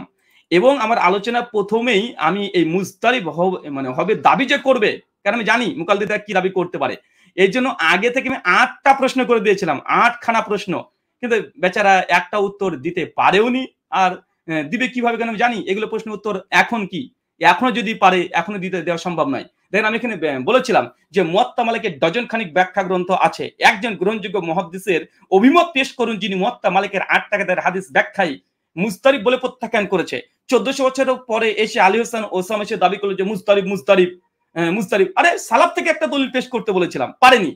কিয়ামত পর্যন্ত পারবে না ইনশাআল্লাহ। উনি বলছেন বই নাকি লিখছে, উনি কি বই লিখছেন? আমরা তার আগে 2 বছর আগে তারা রাকাত সংখ্যার উপরে তারা যে জবাব দিবে, আলহামদুলিল্লাহ 400 পৃষ্ঠার বই, এটাকে আমরা লিখে মুক্তাসার করে আমরা বাংলাদেশ থেকে প্রকাশ করা হয়েছে। এই বইটা একবার পড়ে নেবেন। আমরা আগে থেকে করে দিয়েছি আপনি যে কাজটা করবেন, যে মুস্তারিবের যে দাবি করেছেন ওটা আগে থেকে পোস্টমর্টম করে ছেড়ে দিয়েছি আমরা। এবং এখনো আমাদের চ্যালেঞ্জ আছে, কারণ এই 8টা প্রশ্নের উত্তর দিতে পারেনি। মুয়াত্তা মালিকের এই হাদিস 1284 হিজরির আগে পৃথিবীর একজন মুহাদ্দিস মুস্তারিব বলে বাতিল করেছে, প্রমাণ পেশ করেন। গোটা ডিবেটে পারেননি। আপনার মৃত্যুবন্ধের সময় থাকলে গোটা হানাফি দেওবন্দি বেলবি জগতে আপনার দলিল পেশ করেন, ইনশাআল্লাহ পারবেন না। এই হাদিসে আমরা আরেকটা অভিযোগ করেছিলাম যে 1284 হিজরির আগে এই হাদিসকে মুস্তারিব কে বলেছে, দলিল পেশ করেন, করতে পারেনি। ঠিক এই হাদিসে আমরা আরেকটা অভিযোগ করেছিলাম, প্রশ্ন করেছিলাম, সহিহ সনদে প্রমাণিত আছে উবাই বিন কাব তামিম আদ-দারি 8 টাকাতে তারাবি পড়েছেন, তাহলে ওমরের নির্দেশ তার অমান্য করেছে কি করেনি, আমি এই প্রশ্ন করেছিলাম। কিন্তু এই অভিযোগগুলো মানে মানে দেয়নি। আমি 8 নম্বর প্রশ্ন করেছিলাম যে মুস্তারিব হাদিসের সংজ্ঞা কি, মুস্তারিব হাদিসের সংজ্ঞা কি বলেন। গোটা আলোচনার মধ্যে মুস্তারিব হাদিসের সংজ্ঞা বলেনি, দাবি করছে মুস্তারিব। আরে ওসমা সাহেব, আপনার মুখের দাবিতে কি মুস্তারিব হয়ে যাবে? আপনার মুখের কথাতে মুস্তারিব হবে না। যদি মুখের কথাতে সবকিছু হয় তাহলে অনেক কিছু হয়ে যায়। দলিল আদিল্লাহ পেশ করেন যে একজন মুহাদ্দিস 1200 বছরের মধ্যে একজন দেওবন্দি মাদ্রাসা প্রতিষ্ঠা হওয়ার আগে কে হাদিসকে মুস্তারিব বলেছে, কে বলেছে সে ব্যক্তির নাম বলেন, শুধু নামটা বলেন। বারবার আমি অনুরোধ করেছিলাম আমার আলোচনাতে যে একজন মুহাদ্দিসের নাম বলেন যে হাদিসকে মুস্তারিব বলেছে। কোথাকার আলী হোসেন ওসামা রেজাল করিম আবরার এসে যদি এসে বলে যে এই হাদিস মুস্তারিব, আরে ভাই তোমার কথায় কি যায় আছে রে ভাই, তোমার কথা কিছু চাইছে না। আগে মুহাদ্দিসদের মানে হাদিস যখন রিজাল শাস্ত্র নিয়ে আমরা ঘাটাঘাটি করি, প্রথমে আমাদের সালাফদেরকে দেখতে হবে যে সালাফরা এই হাদিসের প্রতি 1200 বছরের মধ্যে কেউ মুস্তারিব বলেনি। চ্যালেঞ্জ করলাম, যদি দেখাতে পারে, আমি সেখানে বলেছিলাম যদি দেখাতে পারে তাহলে আজ থেকে আমি 20 টাকা তার পক্ষে কথা বলবো, 8 টাকার পক্ষে কথা বলবো না। কিন্তু আজ পর্যন্ত দেখাতে পারছে না, আর এটা কিয়ামত পর্যন্ত পারবে না। কেন পৃথিবীর জমিনে কেউ নেই, হানাফি, শাফি, মালিকি, হাম্বলি কেউ বলেনি যে এই হাদিস মুস্তারিব, কেউ বলেনি আজ পর্যন্ত। প্রথম আলী হাসান ওসামা, এই হাবিবুর রহমান আজমি, তার এই যে রাকাতে তারাবির উপরে বই তিনি রচনা করার পরেই এই কথাটাকে ভাইরাল করে দিয়েছে, প্রচার করেছে হাবিবুর রহমান আজমি। আর তার জবাবে পাল্টা নাজির আহমেদ রহমানি রাহিমাহুল্লাহ তিনি জবাব দিয়েছে আজ থেকে 100 বছর আগে, 100 বছর আগে বইয়ের জবাব দিয়েছে। হানাফিরা দাবি করে হাবিবুর রহমান আজমি যে রাকাতে তারাবি বই রচনা করেছে এটা নাকি কেউ জবাব দিতে পারেনি। মৌলানা তামিদুল মাওলা আর আব্দুল মালিক সাহেব তাদের বই লিখেছে, অথচ জবাব দিয়ে দিয়েছে। একদম হাবিবুর রহমান আজমি জীবিত থাকা অবস্থায় জবাব দিয়েছে। আলহামদুলিল্লাহ, আহলে হাদিসরা হাবিবুর রহমান আজমির কাছে বইটা পাঠানো হয়েছে, তার জবাব দেওয়ার মতো হিম্মত হয়নি। আজ পর্যন্ত 100 বছর হয়ে গেল, তারপরে রাকাত সংখ্যার উপরে এই বইয়ের উপরে জবাব আজ পর্যন্ত কেউ, হানাফি, দেওবন্দি হোক আর বেরেলভি, কেউ দিতে পারেনি। হাবিবুর রহমান আজমির বই পোস্টমর্টম করে ছেড়ে দিয়েছে। উর্দু বইটা ছিল 900 পৃষ্ঠা, আমরা বাংলা করে মুক্তাসার করেছি প্রায় 450 পৃষ্ঠার বই, এটা বাংলা ভাষাতে এখন পাওয়া যাচ্ছে। এরা জবাব দিবে। কিয়ামত পর্যন্ত সময় দিলাম যে এই 8 টাকাতে হাদিসকে মুস্তারিব মুহাদ্দিসদের কথা পেশ করেন। আপনি এসে আজকে 1200 বছর পর 1400 বছর পর এসে বলবেন যে এই দেখো হাদিস মুস্তারিব, এই কারণে মুস্তারিব, এই কারণে মুস্তারিব। আপনার কথা ওই নর্দমায় পড়ে থাকবে। 1200 বছরের মুহাদ্দিস কেউ মুহাদ্দিস ছিল না, দেওবন্দিরা নতুন করে মুহাদ্দিস হয়ে গেল যে তাদের কথাকে গ্রহণ করতে হবে। সালাফি আমরা এই জন্য যে মুহাদ্দিসগণ সালাফরা কি বলেছে এই হাদিসের প্রতি আজ পর্যন্ত কে কিলোকাল করে মুস্তারিব বলে ইজতিরাব এখানে বাতিল করেছে, প্রমাণ পেশ করেন, প্রমাণ দেন। একটা দেন, দিতে পারেনি, বিতর্ক করতে পারেনি। উনার বই আসছে, ইনশাআল্লাহ বইও পারবে না। হাবিবুর রহমান আজমি পারেনি, আর কোথাকার আলী হোসেন ওসামা আর রেজাউল করিম আবরার এদের মতো ব্যক্তিরা দেবে? অবাক। তারপরেও উনি যে মুস্তারিবের মানে মুস্তারিব দাবি করেছিলেন ওটার জবাব আমি আমার আলোচনাতে দিয়ে দিয়েছিলাম, কিন্তু এরা তো বুঝে না, এরা তো বুঝে না। ওই যে মুনকাতে হাদিস পেয়ে গেছি, একটা ছেঁড়া ছিকল পেয়ে গেছি, একটা লোহার একটা ছেঁড়া ভাঙা সূত্র বিচ্ছিন্ন একটা সং পেয়ে গেছি, এটাই আমাদের জবাব। উনারা যে মুস্তারিব বলার জন্য যে দাবি করেছিল স্ক্রিন আমি দেখে দিয়েছি এইভাবে একদম পরিষ্কার যে মোহাম্মদ বিন ইউসুফ থেকে 3 জন রাবি রিওয়ায়াত করেছে তারাবির রাকাত সংখ্যা সাইদ বিন ইয়াসিদ থেকে। মোহাম্মদ বিন ইউসুফ 3 জন, এখানে এক ইমাম মালিক বলছে 11 রাকাত, 2 মোহাম্মদ বিন ইসহাক হচ্ছে 13 রাকাত, দাউদ বিন কায়েস হচ্ছে 21 রাকাত। আমি এই আলোচনা ওই দিনে করে খণ্ডন করে তাকে ডিস্ট্রয় করে দিয়েছি। দেখবেন এই অংশটার কোনো জবাব তিনি দিতে পারেননি, অথচ শেষে 5 মিনিট তিনি বলেছেন, তারপরে পারেনি। এবং আমি দেখেছি শুধু মোহাম্মদ বিন ইউসুফ থেকে একজন যে ইমাম মালিক 11 রাকাত বর্ণনা করেছে তা না, টোটাল 8 জন তারাবির রাকাত বর্ণনা করেছে। 6 জন বলছে 11 রাকাত, 2 জন বলছে একজন 13 রাকাত, একজন 21 রাকাত। তারপরে এই স্লাইডটা দেখিয়েছিলাম যে মোহাম্মদ বিন ইসহাক যিনি বলছেন যে মোহাম্মদ বিন ইউসুফ থেকে ওমর বিন খাত্তাব 13 রাকাত তারাবির আদেশ দিয়েছে, এই সনদের মধ্যে মোহাম্মদ বিন ইসহাক বর্ণনা করছে হানাফিদের নিকটে কাযযাব, মিথ্যুক। মুস্তারিব হওয়ার জন্য শর্ত উসুল হাদিসের বাচ্চা শিশুরাও জানে, মুস্তারিব করতে হলে সমকক্ষ মানের হাদিস থাকবে। ইমাম মালিক থেকে মোহাম্মদ বিন ইউসুফ সহ এই যে সনদে 6 জন তারা 11 রাকাতের কথাই বলেছে। মাত্র মোহাম্মদ বিন ইসহাক এসে একজন এসে বলছে 13 রাকাতের নির্দেশ উমর বিন খাত্তাব দিয়েছে, অথচ সে মোহাম্মদ বিন ইসহাক হানাফিদের নিকটে কাজ্জাব, দাজ্জাল, মৃত্যুকে দলিল দিয়ে মুজতাহিদ প্রমাণ করছে। আমি বলেছিলাম সেই সময় যে উস্তাদজি, অন্তত আপনার কাছে আমি এটা আশা করিনি, আপনি তো মাদ্রাসায় হাদিস পড়ান, অতটুকু এরকম খেয়ানত আপনি করবেন এটা আমি কখনো আশা করিনি। মুস্তারিব হওয়ার জন্য বা হাদিসকে সাজ বলার জন্য কমপক্ষে যে হাদিস দিয়ে মুস্তারিব দাবি করছেন ওই হাদিসকেও সমপরিমাণের সহিহ হওয়া মানে বাধ্যতামূলক, নচেত সেটাকে মুস্তারিব বলা যায় না। এখানে ইসহাক যে ইনি এমন একজন ব্যক্তি দেওবন্দীদের নিকটে সে দাজ্জাল, কাজ্জাব, মিথ্যুকের দলিল ব্যবহার করে মুয়াত্তা মালিকের সনদকে যঈফ বলা বা মানে এটাকে মুস্তারিব বলে দাবি করে উড়িয়ে দেওয়া, এটা আমি তখনই বলেছিলাম যে গাছে কাঁঠাল গোভে তেল, এগুলো চলবে না। তারপরে বলেছিলাম যে দেখেন মোহাম্মদ বিন ইসহাকের সঙ্গে হানাফি দেওবন্দীরা বলছে যঈফ, ইয়া ইবনে মাইন বলেছে। তারপর আমি এখানে দার্সে তিরমিজি থেকে দেখিয়েছি যে মোহাম্মদ বিন ইসহাক যদি একাকি কোন হাদিস বর্ণনা করে সেটা সন্দেহযুক্ত, আর 21 টাকাতে বর্ণনা শুধু মোহাম্মদ বিন ইসহাকই ব্যবহার করেছে, বাকি মোহাম্মদ বিন ইউসুফের বাকি 6 জন শাগরেদ 11 রাকাতের কথাই বলেছে। তারপর তিনি দ্বিতীয় দাউদ বিন কায়েসের 21 টাকাতের এই হাদিস নিয়েছে তিনি মুস্তারিব বলার চেষ্টা করেছেন।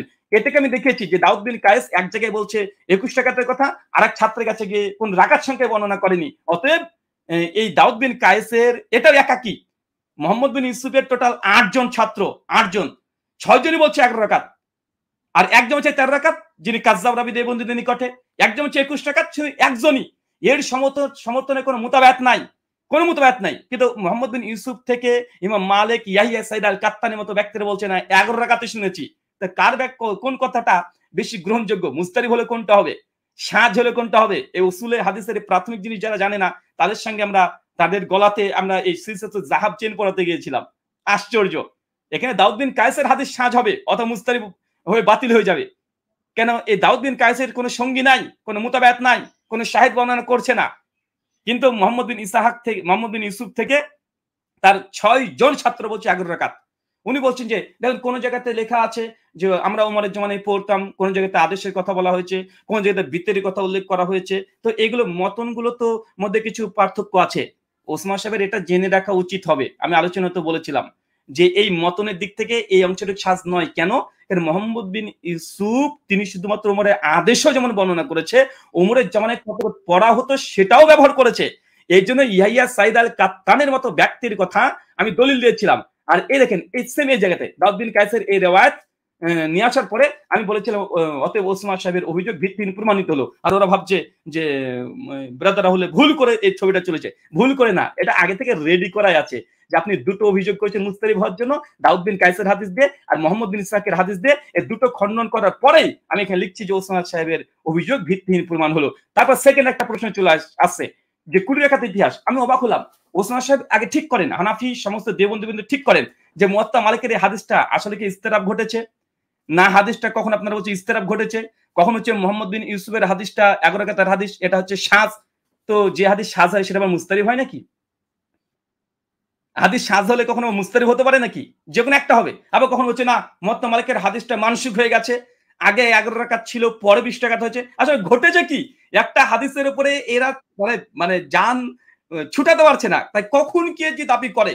যখন বললো যে উমর বিন খাত্তাব প্রথমে 11 রাকাত তারাবির আদেশ দিয়েছে, পরে 20 রাকাতের তারাবির আদেশ দিয়েছে, এটা খণ্ডন করে জোর বলে চ্যালেঞ্জ করেছিলাম যে উমর বিন খাত্তাবের আদেশে 11 রাকাত আদেশ করেছে, দৌসুন নামাজের মাসআলাতেও লেখা আছে।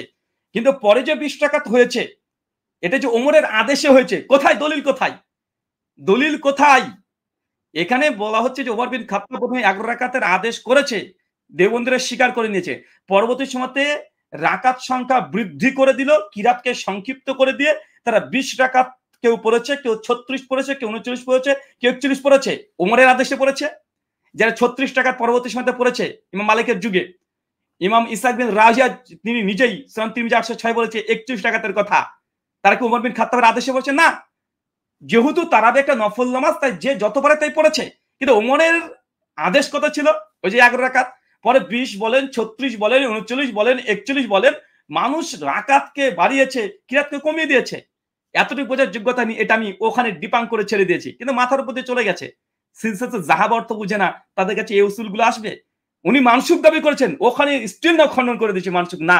আর মানসিক যদি হয়, এটা দিয়ে মানসিক হয় না। কেন? উমরের আদেশ 11 রাকাত, কিন্তু মানুষ তারা অধিক পরিমাণ নামাজ পড়তে লেগেছে। ইমাম মালিকের যুগে 36 পড়া হচ্ছে, আরেক যুগে পড়া হচ্ছে 39, আরেক যুগে পড়া হচ্ছে 41। তো মানুষ কোন হাদিসের ভিত্তিতে হয়? আমাদের আলোচ্য বিষয় ছিল ওমর বিন খাত্তাব কত রাকাত আদেশ করেছে, মানুষ কত রাকাত পড়েছে এটা আমাদের আলোচ্য বিষয় ছিল না। তারপরে এখানে আমি আরেকটা ইমাম হাবিব মালিকের উদ্ধৃতি দিয়েছি দলিল সহ নামাজের মাসাল থেকেই, যে ওমর 11 রাকাত আদেশ করেছে। মানুষ তারপরে কিরাতটা ওমরের জামানায় খুব লম্বা লম্বা পড়ে ফজর হয়ে যেত, তার জন্য এত দীর্ঘক্ষণ দাঁড়িয়ে থাকতে পারতো না, তারা কিরাতকে ছোট করে দিল, রাকাতকে বাড়িয়ে দিল। তারপরে 20 হলো, 36 হলো, 39 হলো, 41 হলো, কিন্তু ওমরের আদেশে হয়েছে। আমি চ্যালেঞ্জ করেছিলাম ওসামা সাহেবকে যে কোথায় ওমরের আদেশ, কোথায় যে 11 রাকাত ছিল প্রথম আদেশ, এটা তো মুয়াত্তা মালিক আছে। 20, 36, 39 এর আদেশ যে ওমর করেছে, কোথায় আছে দলিল? গোটা ডিবেট শেষ হয়ে গেছে, দিতে পারেনি। ইনশাআল্লাহ এই যে আজকে আমি আলোচনা করছি, এর পরেও ক্ষমতা নাই, হিম্মত নাই। আর যদি হয় বই যেন জবাবটা দিয়ে দেয়। এটা আমাদের এগুলো খণ্ডন আগে থেকে করে দেওয়া হয়েছিল। এরপরে উনি বলছেন, দেখেন ইমাম মালিক হাদিস বর্ণনা করেছেন, ইমাম মালিকের নিজের তো আমল নাই, আজকে আলোচনাতে বলছে। এদের কাছে লজ্জা নেই না? সবকিছু মাথার উপর দিয়ে চলে গেছে না? ঘাম মোছার সময়তে আমি যে দলিলটা দিয়েছি উনি মানে কনসেন্ট্রেট রাখতে পারেনি, না পানি খাওয়ার সময়তে ক্যামেরা অফ করে পানি খাওয়ার সময়তে তিনি আমার এই দলিলটা তিনি বুঝতে পারেনি। দুইবার দিয়েছি, তৃতীয় পর্বে এবং শেষ পর্বে। আমি দেখছি ইমাম মালিক যেমন 11 রাকাত তারাবি মুয়াত্তা মালিককে বর্ণনা করেছে, 11 রাকাতকে গ্রহণ করেছে, জোর গলায় দাবি করেছি। এই জন্য আমি দলিল পেশ করেছিলাম, এই যে মুয়াত্তা মালিকের রিওয়ায়াত, ইমাম মালিক 11 রাকাত বর্ণনা করছে মুয়াত্তা মালিকে। তারপরেই ইমাম মালিকের এক সেকেন্ড, ইমাম মালিকের যে 11 রাকাত তিনি যে শুধু আমল করেছেন, ইমাম মালিক যে আমল, ইমাম মালিকের যে এই 11 রাকাতের উপরেই তার মতামত ছিল, আমি এটাও পেশ করেছি। চলেন দেখিয়ে দিই আরেকবার, কারণ এদেরকে সেদিন দলিল দেওয়া হয়েছে। এই যে আমি সেদিন বারবার স্ক্রিনশটটা দেখেছি, আর স্ক্রিনের আরবি ইবারত পড়তে গিয়ে খুব 5টা মিনিট যেহেতু সময় ছিল, দ্রুত গতিতে কয়েকজন মিস্টেক হয়েছে। মিস্টেক হতে পারে, আমি আগে বলেছি ব্রাদার রাহুলের ব্যক্তি সত্তায় দুর্বলতা থাকতে পারে, যে দলিল দেবো এটা খণ্ডন করার হিম্মত ইনশাআল্লাহ নেই। ইমাম মালিক থেকে সালাতুত তাহাজ্জুদ 87 নম্বর পৃষ্ঠা, এটা আজকের কিতাব নয়, লেখক 514 হিজরিতে ওফাত, আজকের নয়। আর এটা ইমাম মুগিসের কথা নকল করেছে, সনদ ইমাম মুগিসের কিতাবে মজুদ আছে।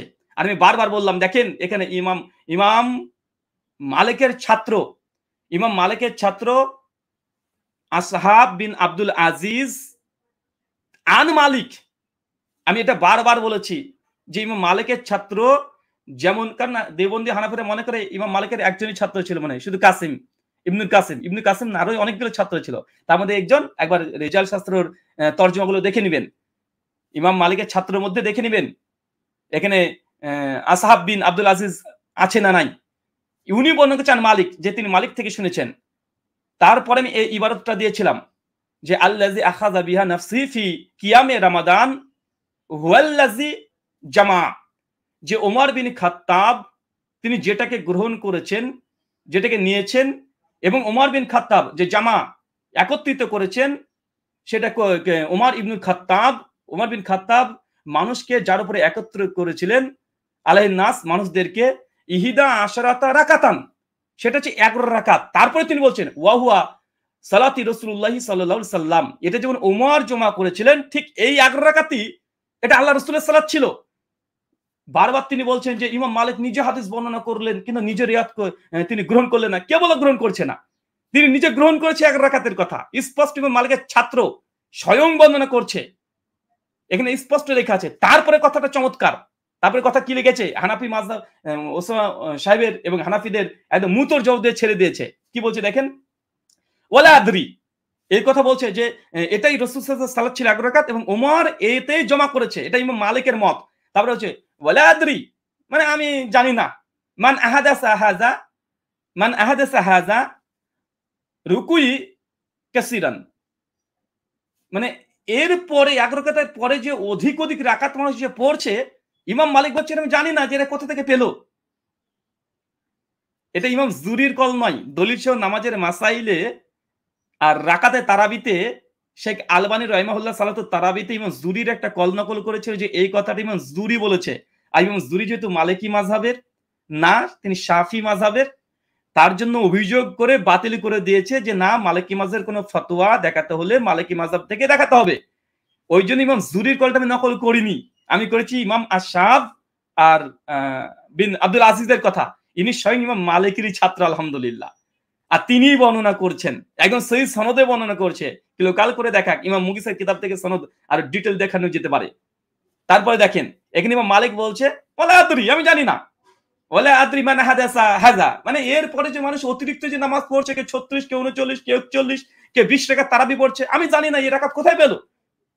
কিন্তু উমর বিন খাত্তাব তিনি মানুষকে জমা করেছিলেন 11 রাকাতে, এবং এটাই ছিল আল্লাহ রাসূলের সালাত। এটা ইমাম মালিকের কল। বুকে দম থাকলে এটাকে খণ্ডন করুক, সেদিন খণ্ডন করেনি। আর সাধারণ আমজনতা তারা বুঝে না, তারা আমজনতা বুঝে না, এই জন্য মানে ফাঁকা ফিল্ডে গোল দিয়ে চলে যাচ্ছে। আর আলী সালাম ওটাই চেয়েছে যে ফাঁকা ফিল্ডে গোল দিব, তার জন্য কে প্রথমে কথা বলবে এটা নিয়ে তিনি মারামারি বাজি দেওয়ার চেষ্টা করেছিলেন। ইমাম মালিক থেকে এই কলটা দেওয়ার পরে আবার ইবনুল কাসিমের কলটা দিয়েছি। যদি ইবনুল কাসিমের একটা রিওয়ায়াত আছে 36 রাকাতের, তো ওখানে আমি বলেছিলাম যে 36 রাকাত ইমাম মালিক তিনি পড়েছেন বা 20 রাকাত পড়েছেন, আসমানের নিচে জমিনের উপরে এমন কোন রিওয়ায়াতই মজুদ নেই। বরং ইমাম মালিক রাহিমাহুল্লাহ ইবনুল কাসিমের পুরো ইবারত কি আছে দেখেন, পুরো ইবারত কি বলছে। ইমাম মালিকের সময়ে অনেক মানুষ তারা 36 রাকাত নামাজ পড়তো। 36 রাকাত ইমাম মালিকের সময়, ইমাম মালিক রাহিমাহুল্লাহর সময়ে। আর সেই সময়কার বাদশাহ, দেশের শাসক ইমাম মালিকের একটা পত্র পাঠায় যে অনেক মানুষকে দেখছে 36 রাকাত নামাজ পড়ছে, তো এই বিষয়ে তাদেরকে আমি কি আদেশ করব, নামাজ কি কমিয়ে দিব? ইমাম মালিক তখন এই কথা বলছেন যে না, কমানোর দরকার নেই, যেহেতু এটা নফল নামাজ, মানুষ পড়ছে, পড়তে দেন, কোনো সমস্যা নেই। এই কথা বলার পরে ইমাম মালিকের স্বয়ংকলে ইবনুল কাসিম, ইনি ইমাম মালিকের স্বয়ং ছাত্র, যেটা হানাফিরা দলিল দেয় কিন্তু অর্ধেক দেয়, পুরোটা দেয় না। আমি পুরোটা নিয়ে এসেছি এবং লাল নিচে দাগানো আছে দেখেন। ও আখতারা, ইফতারা আখতারা এটা নিয়ে অনেক মানে ঝামেলা করতে চেয়েছে যে আরবি ইবারত। আমি তো আগে বলেছি যে আমি ইবারতে আমি কাঁচা, কারণ আমি যেহেতু মাদ্রাসার একাডেমিক্যালি ছাত্র না, কিন্তু আমি যে দলিল নেব দলিল পরে অভিযোগ করে খণ্ডন নেই। আমি অশুদ্ধ পড়ছি, আপনি শুদ্ধ দলিল করে দেখতে পাচ্ছেন, তাই না? তারপরে বলছেন হুয়া নাফসিহি ইহদা আশারাতা রাকা, বলছে মানুষ সেটা পড়ছে কিন্তু আমি ইমাম মালিক ফি নাফসি, আমি 11 রাকাতকেই আমি নির্ধারণ করেছি। মানুষ তার নফল নামাজকে 36 পড়বে, কে 39 পড়বে, কে 41 পড়বে, এটা দেখার দরকার নাই। আরে আহলে হাদিসরা এটাই বলে যে তারাবি নফল নামাজ 8 রাকাতে ওমর আদেশ দিয়েছে, নবী 8 রাকাতে আদেশ দিয়েছে। মানুষ তারপরে কে 20 পড়ছে, কে 40 পড়ছে, কে 60 পড়ছে, এটা তাদের ব্যাপার। এটাকে আমরা বেদাত ফতোয়া লাগাই না। কিন্তু হানাফিরা 8 রাকাত 20 রাকাতের পরে তারাবিকে অস্বীকার করে। আর ইমাম মালিক নাকি গ্রহণ করেনি। দেখেন ইমাম মালিক মুয়াত্তা মালিকে যে হাদিস 11 রাকাতের আদেশ নিয়ে এসেছে, স্বয়ং ইমাম মালিক বলছে স্বয়ং যে আমি 11 রাকাত, এটাই হচ্ছে ওমরের আমল, এটা রাসূলের আমল। তারপর তিনি অস্বীকার করে বলে দিচ্ছেন ওয়ালা আদরি মান হাযা, মানে মান আহাদাসা হাযা রুকুই কাসির। আর তারপরে 11 রাকাতের পরে অতিরিক্ত কারা যে নামাজ যে অতিরিক্ত করে নিল, আমি জানি না এই রাকাতগুলো কোথায় পেল। ইমাম মালিক অস্বীকার করেছে। 20 বলেন, 36 বলেন, 39 বলেন। ইমাম মালিকের যুগে হ্যাঁ 36-39 পড়েছে। কিন্তু ইমাম মালিক কি সমর্থন, ইমাম মালিক কি এই 36 রাকাত নিজের জন্য গ্রহণ করেছে? না। নিজের জন্য কত গ্রহণ করেছে? পরপর দুটো ইমাম মালিকের ছাত্র থেকে দলিল পেশ করেছি। একটা শাহ বিন আজিজের এবং এখানে ইবনুল কাসিমের, দুইজনের ছাত্র। আর এটা মালিকি মাযহাবের গ্রন্থে মজুদ আছে এই শব্দ। শুধু মালিকি না, শাফিদের গ্রন্থেও আছে। ইমাম জুরির কল মজুদ আছে শাফিদের গ্রন্থে। তারপরে বলেছিলাম যদি ইমাম এই কথাই বদন আইনি হানাফি দেওবন্দি সহিহ বুখারী ব্যাখ্যা গ্রন্থে তিনি ইমাম মালিক থেকে কলটা নকল করেছে। স্পষ্ট যে মালিক নাফসিহি, মালিক নিজের জন্য যেটা এখতিয়ার করেছে সেটা হচ্ছে 11 রাকাত। এটা স্পষ্ট বদরুদ্দীন আইনি তিনিও স্বীকার করে নিয়েছেন। তো বলছে যে বদরুদ্দীন আইনের কথা মানা যাবে না। বদরুদ্দীন আইনের কথা মানা যাবে সনদবিহীন। বদরুদ্দীন আইনের কথা যদি না মেনে যদি ওসমান সাহেব বাঁচতে চাই, কোথায় যাবেন? দর্শক মণ্ডলী যারা খোলা মাইন্ডে আপনারা আছেন তাদের জন্যই আমাদের আলোচনা। মানুষকে আমরা হকটা প্রচার করার উদ্দেশ্যে বলি। দেখেন ইমাম মালিক তিনি নিজের জন্য 11 রাকাতে গ্রহণ করছেন। মুয়াত্তা মালিকের 11 রাকাতের রিওয়ায়াতই তিনি নিয়ে আসছেন। ইমাম মালিকের ছাত্র বলছে না, ইমাম মালিক 11 রাকাতই গ্রহণ করেছে এবং বলেছে যে 11 রাকাতের অধিক নামাজ কারা যে শুরু করলো এ বিষয়ে ওয়ালা আদরি, এ বিষয়ে আমি জানি না যে এরা এত রাকাত কোথায় পেল। সেই ইমাম মালিক বলছে এটা হানাফিদের গ্রন্থে আছে, শাফিদের গ্রন্থে আছে, মালিকিদের গ্রন্থে আছে। তারপরে মানতে নারাজ, এরা হক গ্রহণ করবে? আশা করতে পারেন? এই যে দেখালাম। তারপর উনি বললেন যে দেখেন ইমাম তিরমিজি তো বলছে, ইমাম জালালউদ্দিন সুয়ুতী তিনি বলছেন যে অধিকাংশ উলামারা 20 রাকাত তারাবি তারা পড়েছে। আমি পাল্টা ইমাম কুরতুবীর কল ওইখানে দিয়ে দিয়েছি। যে ইমাম কুরতুবী তিনি বলছে কাসির মিনাল আহলিল ইলম ইহদা আশারাতা রাকা, যে অধিকাংশ উলামারা 11 রাকাত তারাবিকে গ্রহণ করেছে। ইমাম কুরতুবী নিজে বলছে, ইমাম কুরতুবী স্বয়ং নিজে বলছে, এখানে আরবি স্ক্রিন শর্টস আমি আরবি ইবারত পড়ে দেখিয়ে দিয়েছি, ভাঙা ভাঙা কণ্ঠে, জানি না, তারপর মানুষকে হক জানানোর জন্য। কারণ আমি জানি আমার দুর্বলতা থাকতে পারে, অনেক আলেম ওলেমা এই আলোচনা শুনবে, অন্তত এই দলিলগুলো তাদের কাছে যেন পৌঁছে যায়, তারা সুন্দর করে ঢং করে আরবিগুলো পড়ে তার জন্য বুঝতে পারে যে আহলে হাদিসরা কোনো বাতিলের পক্ষে নেই, একদম মজবুতের দিকে আছে। এটা আমার দুর্বলতা দিয়ে মাসালাকে ভুল প্রমাণ করা এটা অসম্ভব, এটা উদুর পিণ্ডি বুদুর ঘাড়ে চাপানো, এটা মানুষ আজকে বুঝে নিয়েছে। তো সম্মানিত দর্শক মন্ডলী, ওনাদের মূল যে দাবিটা ছিল যে মুজতারিব, এটাকে খণ্ডন করে দিয়েছি, মুতোর জবাব দিয়েছি। এটা খণ্ডন করার হিম্মত তাদের নেই, এদের খণ্ডন করার হিম্মত নেই, শুধু উল্টোপাল্টা বলতে পারবে। ওই ইসাহাকের তারপরে উনি আরেকটা, আমি এটা এটা শেষ পর্যন্ত দেখিয়ে দিয়েছি। উনি দেখলাম যে আমি যখন এই দলিল দেখাচ্ছি তাব্য হয়ে গেছে, আরে এই দলিল আছে। উনি বলছেন যে সাইদ বিন ইয়াজিদ তিনি তো 11 রাকাত তারাবির কথা বলেছেন, কিন্তু নিজে যে 20 রাকাত পড়েছে, আরে 20 রাকাতের হাদিস যঈফ তো প্রমাণ করে দিয়েছি। সাইদ বিন ইয়াজিদ যেটা পড়েছে ওর মধ্যেও দুর্বলতা আমি দেখিয়ে দিয়েছি, কিন্তু আমি বললাম যে সাইদ বিন ইয়াজিদ যে 11 রাকাত তারাবি পড়তো, ইয়াহিয়া সাইদ আল কাত্তানির মতো ব্যক্তি বলছে, বারবার এটা আমি উল্লেখ করেছি যে ইয়াহিয়া সাইদ আল কাত্তানির মতো ব্যক্তি তিনি বলছে সাইদ বিন ইয়াজিদ তিনি 11 রাকাতই পড়েছেন। ইসকিন মুসান্নাফ ইবনে আবি শাইবা, হানাফিদের সবচেয়ে নির্ভরযোগ্য গ্রন্থ, হাদিস নাম্বার 7671, একদম স্পষ্ট এখানে যে সাইদ বিন ইয়াজিদ থেকে স্পষ্ট আছে যে ওমরের জামানাতে সাইদ বিন ইয়াজিদ বলছে আমরা 11 রাকাত নামাজ পড়তাম ইয়াহিয়া সাইদ আল কাত্তানির মতো। উনি যে অভিযোগগুলো হচ্ছে প্রত্যেকটা জবাব পাই টু পাই দিয়েছি, কিন্তু আলী সাল্লাল্লাহু মাথার উপর দিয়ে চলে গেছে। কারণ উনি ভাবছে যে জেলার ছাত্র ইয়ার কতটুকু উসুলে হাদিস বা বুঝবে, কতটুকু হাদিস বা নিয়ে আসতে পারবে, তার জন্য প্রিপারেশন না নিয়ে এসে একটা খাতা নিয়ে বসে আছে আর পানি আরামসে পানি খাচ্ছে, কিন্তু বেচারা এসে দেখছে যে সাগরের মধ্যে ডুবে হাবুডুবু খাচ্ছে। এই জন্য শ্রোতা ভক্ত যারা আছে তারা বলছে না এখানে আলোচনা ব্রাদারের কাছে ঠিক হয়নি, রেজাল্ট কিন্তু আমরা দেখিয়ে দিত, ব্রাদার রাহুলকে দেখিয়ে দিত একদম। আমি এই দলিলটা দিয়েছি। উনি বলছেন যে সাইদ বিন ইয়াজিদ নাকি 20 টাকা তারাবি বলেছে, আমি জয়ীফ স্ট্যান্ড ওখানে প্রমাণ করে দিয়েছি যে সনদের মধ্যে ইনকাত আছে, ওটা মুনকাতের সনদ, অভিযোগে জবাব দিতে পারেনি। কিন্তু পরবর্তী সময় বললাম যে ইহাই সাইদ আল কাত্তানির মতো ব্যক্তিও তিনি রিয়াদ করছেন, যে তিনি বলছেন যে সাইবের জামানাতে সাইব রাদিয়াল্লাহু তাআলা আনহু তিনি 20 টাকার তারাবি নাই 11 রাকাত পড়েছেন, একদম মুসনাদ ইবনে আবি শাইবাতে দলিল স্পষ্ট মজুদ আছে। পরপর তারপরে এই দলিলটা আমি দেখিয়েছি, দেখবেন থার্ড রাউন্ডে একদম শেষের দিকে আমি এই সনদগুলো দেখিয়েছি যে স্বয়ং সাইদ বিন ইয়াজিদ ইয়াহিয়া কাত্তান থেকে বর্ণনা করছে, বারবার বলেছি, কিন্তু মাথার উপরে চলে গেছে এদের। আলিসুন ওসামার মূলত 4টা অভিযোগ ছিল মুয়াত্তা মালিকের। এক, এই হাদিস মুজতারিব, কেন মুজতারিব, দাউদ বিন কায়েস আর মোহাম্মদ বিন ইসহাক, আমি এটাকে খণ্ডন করে দিয়েছি। 2, বলে মুয়াত্তা মালিকের হাদিসটা মানসিক হয়ে গেছে, আগে আদেশ দিয়েছিল পরে নিষেধ দিয়েছে, এটা খণ্ডন করেছিলাম দলিল নামাজের মাসালা থেকে, যে উমারের আদেশ ছিল 11 রাকাত, মানুষ পরে 20 পড়েছে, কে 36 পড়েছে, কে 39, কে 41, আরে তারা পড়েছে, তার জামানায় পড়েছে, উমরের আদেশে হয়েছে, এটা প্রমাণ করতে পারিনি, এটা জবাব দিয়েছি। তারপর বললেন যে ইমাম মালিক তিনি 11 রাকাতের বর্ণনা করছেন, কিন্তু তিনি তো নিজেতে 11 রাকাত গ্রহণ করেনি, এটাও দেখিয়েছি যে ইমাম মালিক তিনি 11 রাকাতই গ্রহণ করেছে, 20 রাকাত গ্রহণ করেনি ইমাম মালিক, সহিহ সনদে কিছু প্রমাণ নেই যে 20 রাকাত গ্রহণ করেছে। হ্যাঁ, 36 কথা কিছু জায়গাতে পাওয়া যায়, ইমাম মালিক গ্রহণ করেছে এমনটা নয়। ইমাম মালিককে বলেছে যে 36 রাকাত মাস পড়ছে, আমি কি এটাকে কমিয়ে দেবো? ইমাম মালিক বলছে না, পড়ার দরকার নেই, তবে আমার জন্য আমি 11 রাকাত নির্ধারণ করছি, ওরা 36 পড়ছে পড়ুক, কিন্তু কোথা থেকে যত রাকাত তারা আমদানি করলে এটা আমার জানা নাই। তারা যেহেতু নফল নামাজ 36, 40, 50, 60, 100 পড়তে পারে, ইমাম মালিক জাস্ট বলেছে শুধু 20 রাকাত না, যে 20 রাকাতের কথা না, 36 রাকাতের কথা আছে ওখানে, 20 রাকাতের সমর্থন না, 36 রাকাতের সমর্থন আছে, এটা বলেছি। তারপরে এদের মাথার উপর দিয়ে চলে গেছে, মাথার উপর দিয়ে। আচ্ছা, 4 নম্বর অভিযোগ যেটা করেছিল যে এই হাদিসটা শাজ বলার হিম্মত সেই সময় দেখাতে পেরেছিল না, এখানে শাজ বলে সাইদ বিন ইয়াজিদ থেকে ইয়াজিদের খুসাইফার হাদিসটাকে আনতে হতো, আর ওটা আনলে আরো বেধরক ইলমি জবাব পেয়ে যেত, এই জন্য বলেনি। আসলে আলোচনাটা যারা আমাদের আলোচনা পূর্বে তারপরে রাকাত সংখ্যা নিয়ে পক্ষে বিপক্ষে পড়েছে, তারা বুঝতে পেরেছেন যে ওসমান সাহেবকে কোথায় কোথায় ধরা হয়েছে আর তাকে কোথায় কোথায় জবাব দেওয়া হয়েছে। উনি একটাই মুনকাতে হাদিস নিয়ে বসে আছে, মুনকাতে হাদিস সূত্র ছিন্ন, ওটাই খুশি, সূত্র বিচ্ছিন্ন একটা হাদিস নিয়ে ওটাই খুশি। প্রথমে তো অস্বীকার করে দিয়েছিলেন যে না, মুনকাতে এটা মুরসাল না, যারা মুরসাল বলে তারা মূর্খ, তারা গন্ড, তারা ইলমে হাদিস কিছু বুঝে না, এইসব ফতোয়াগুলো দিতে শুরু করেছিল। তো আমি যখন তাকে তাদেরই ঘর থেকে যখন দেখিয়ে দিলাম যে এটা যদি মুনকাতে যদি আপনি অস্বীকার করেন, মুরসাল যদি অস্বীকার করেন, আর মুরসাল যারা বলেছে তারা নাকি অজ্ঞ, জাহেল, মূর্খ, এটা যদি এই অভিযোগ যদি আসে, তাহলে আপনি আপনার উস্তাদদেরকে কি বলবেন?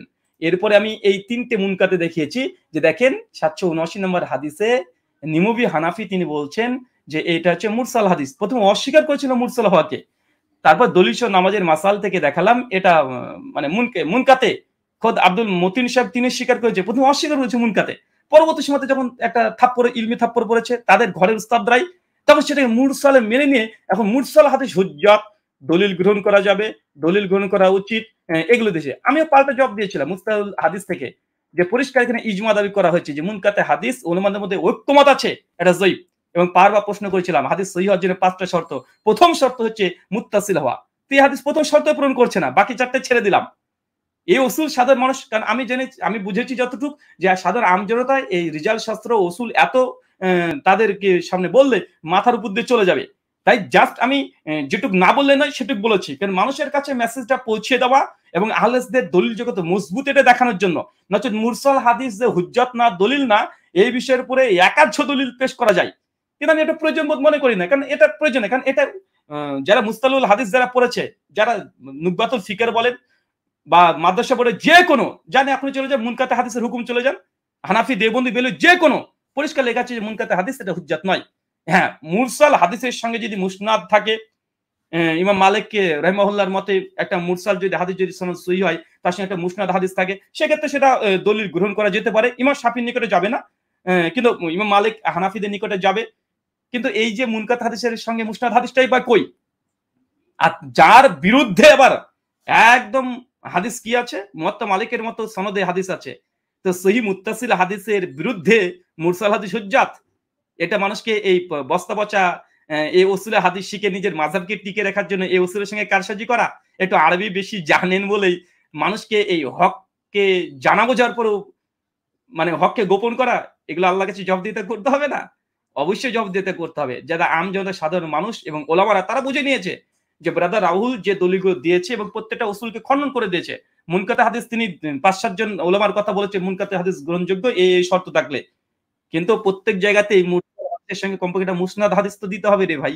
মুসনাদ হাদিস কই 20 টাকার তারাবির পক্ষে? মুসনাদ কোথায় এসেছে যে ওমর 20 টাকাতে আদেশ করেছে? নাই, দিতেও পারেনি। বারবার অনুরোধ করেছি যে হুজুর 3টে রাউন্ড চলে যাচ্ছে, একটা মুত্তাসিল হাদিস দেন 20 টাকাতে পক্ষে, বেচারা দিতে পারেনি। মুনকাতাকে মানে যঈফকে জোর করে সহিহ প্রমাণ করার জন্য 3-4 ধরনের উসুল নিয়ে এসেছে, ওগুলোকে খণ্ডন করেছে, উনার মাথার উপর দিয়ে চলে গেছে। উনি একটা রেওয়াত যেমন বলছিলেন, একটা উসুল দিয়েছিলেন যে রাবি যে হাদিস বর্ণনা করে, রাবির আমল যদি তার বিপরীত হয় তা আমলটা প্রাধান্য পাবে।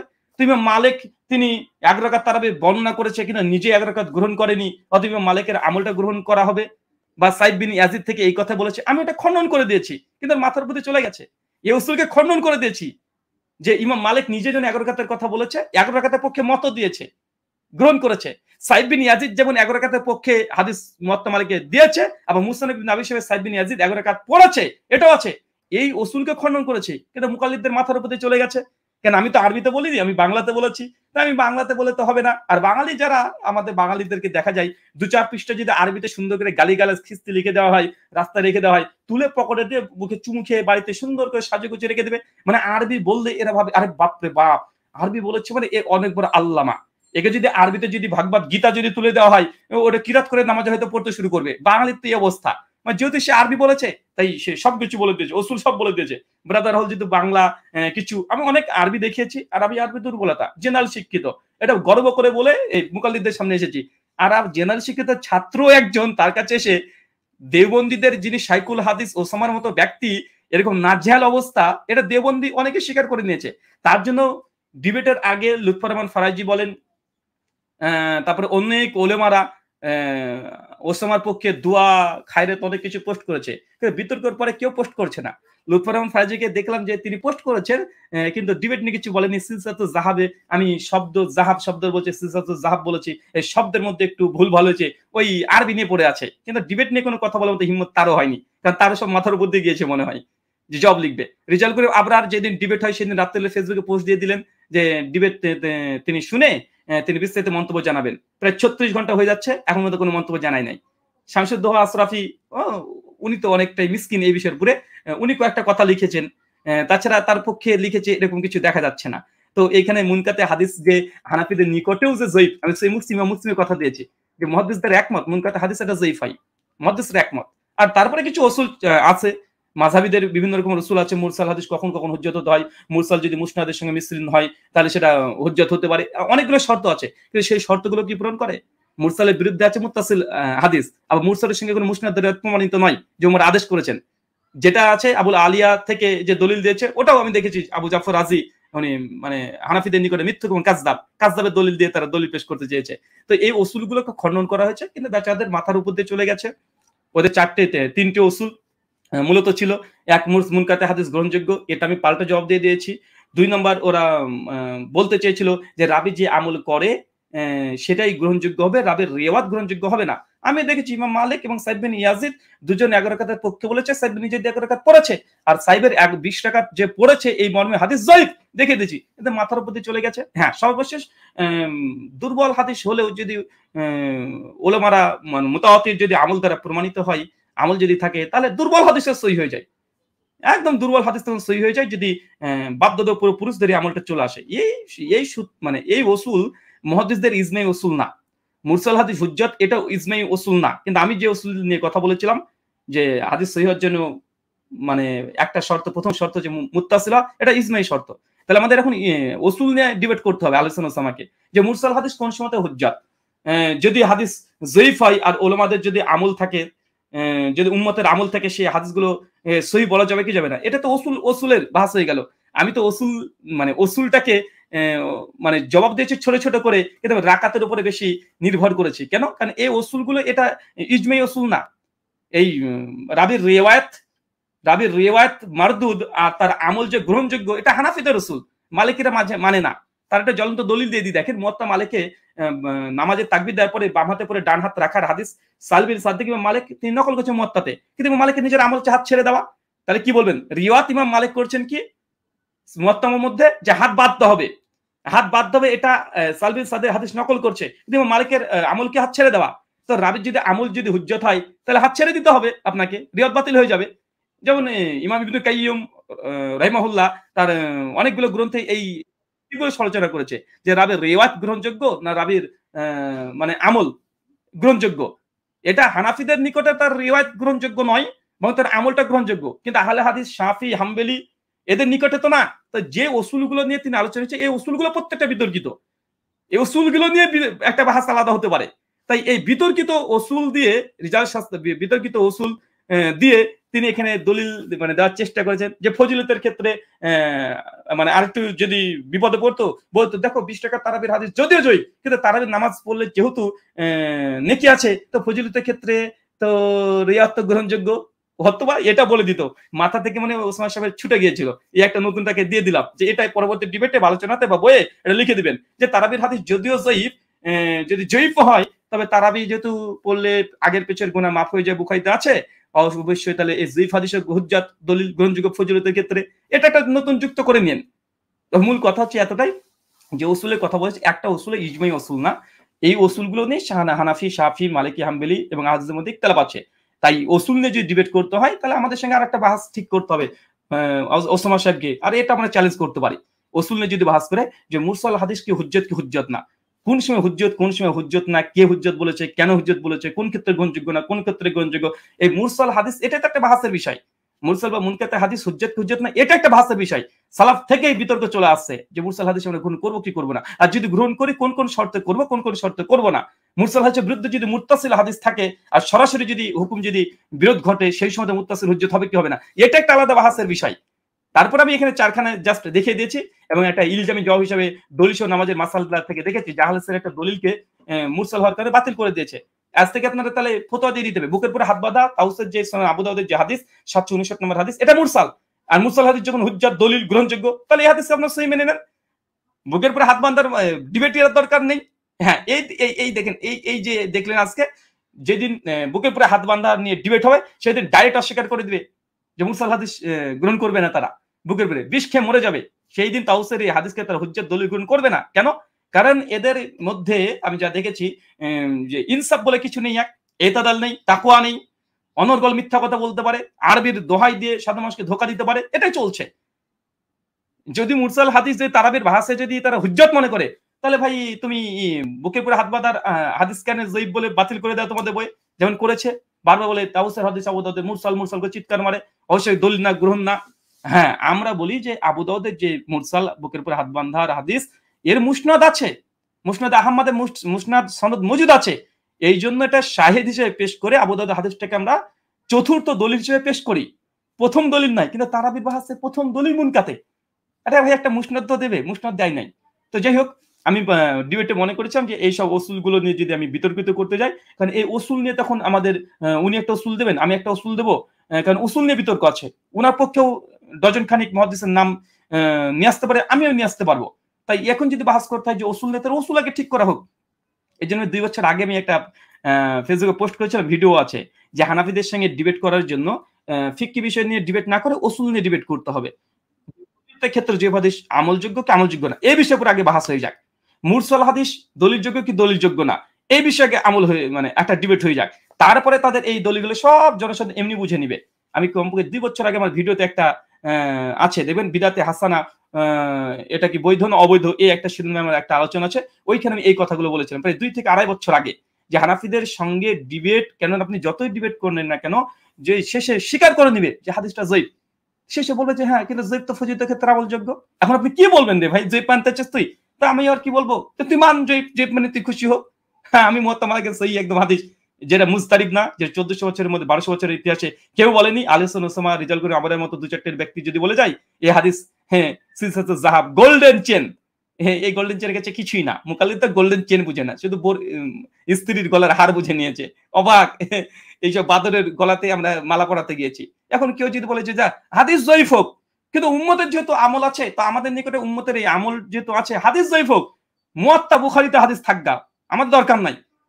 বাপদাদা আমল করে আসছে আমাদের, এটাই আমাদের কাছে দলিল, এটাই আমাদের রাসূল। এখন এটাই যদি তাদের পুঁজি হয়, তো এর সঙ্গে বিতর্ক করবেন কি রে ভাই? তাহলে হাদিস শাস্ত্র দরকার আছে? আর কেউ যদি বলে যে আমল আছে, এই জন্য হাদিস জয়ীফ হলেও আমলযোগ্য, ওর বিরুদ্ধে যতই সহিহ হাদিস থাক মানা যাবে না, তাহলে হাদিস শাস্ত্রকে বইগুলোকে বন্ধ করে রেখে দেন, মাদ্রাসা বন্ধ করে দেন, এত ইলম চর্চা বন্ধ করে দেন। শুধু দেখেন যে বাপ দাদু কি আমল করেছে, বাপদাদা আমল করলেই যদি জয়ীফ হাদিসও হুজ্জত হয়ে যায়, সহিহ হাদিস যদি বাতিল করতে হয়, তাহলে এখানে দরকার নেই মাদ্রাসা চালানোর, মাদ্রাসা চালানোর দরকার নেই, ইলমে হাদিস পড়ার দরকার নেই।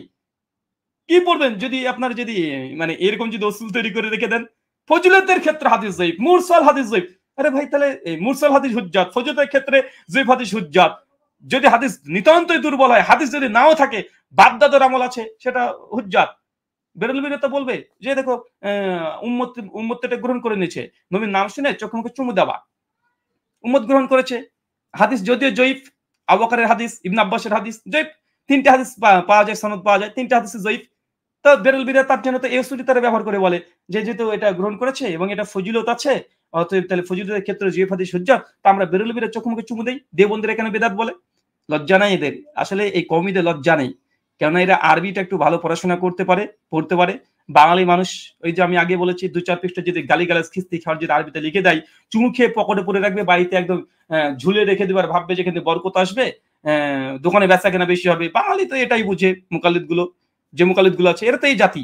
তো এদের কাছে আপনি যেই আরবিতে যদি ওসমান যদি সেই 2-4টি যদি কবিতা বলে চলে যেত, ভাববে বাহ চমৎকার, ব্রাদারকে ঠিক সাইজ করে দিয়েছে, এটাই ভাববে কিছু ব্যক্তি আছে।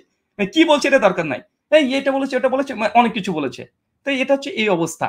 বেরলভীদের অনেক আমল তাহলে, কারণ তিনি বারবার মুরসাল হাদিস হুজ্জাত বলেছেন, জয়ীফ হাদিস গ্রহণযোগ্য, দুর্বল যতই থাক না কেন, যদি আমল থাকে উম্মতের মধ্যে, তাহলে সেটাকে হুজ্জাত গ্রহণ করে নেওয়া। তা বেরলভীদের অনেক আমল এমনি জায়েজ হয়ে যাবে, পৃথিবীতে বেদাত বলে কিছু থাকবে না, বেদাত বলে কিছু থাকবে না।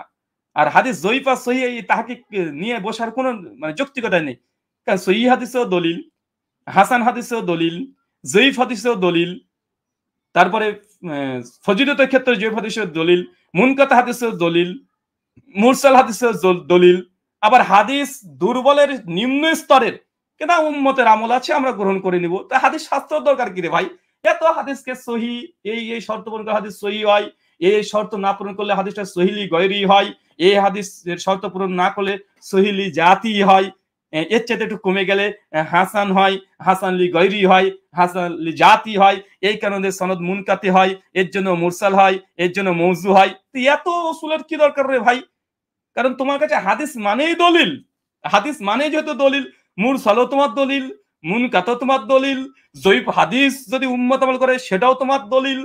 ওর বিরুদ্ধে যতই সহিহ হাদিস থাক, বুখারী মুসলিমে থাক, তাও যদি তোমার কাছে দলিল হয়, তো হাদিস শাস্ত্র পড়ে কি লাভ? আমি তো একটু বুঝতে পারলাম না রে ভাই।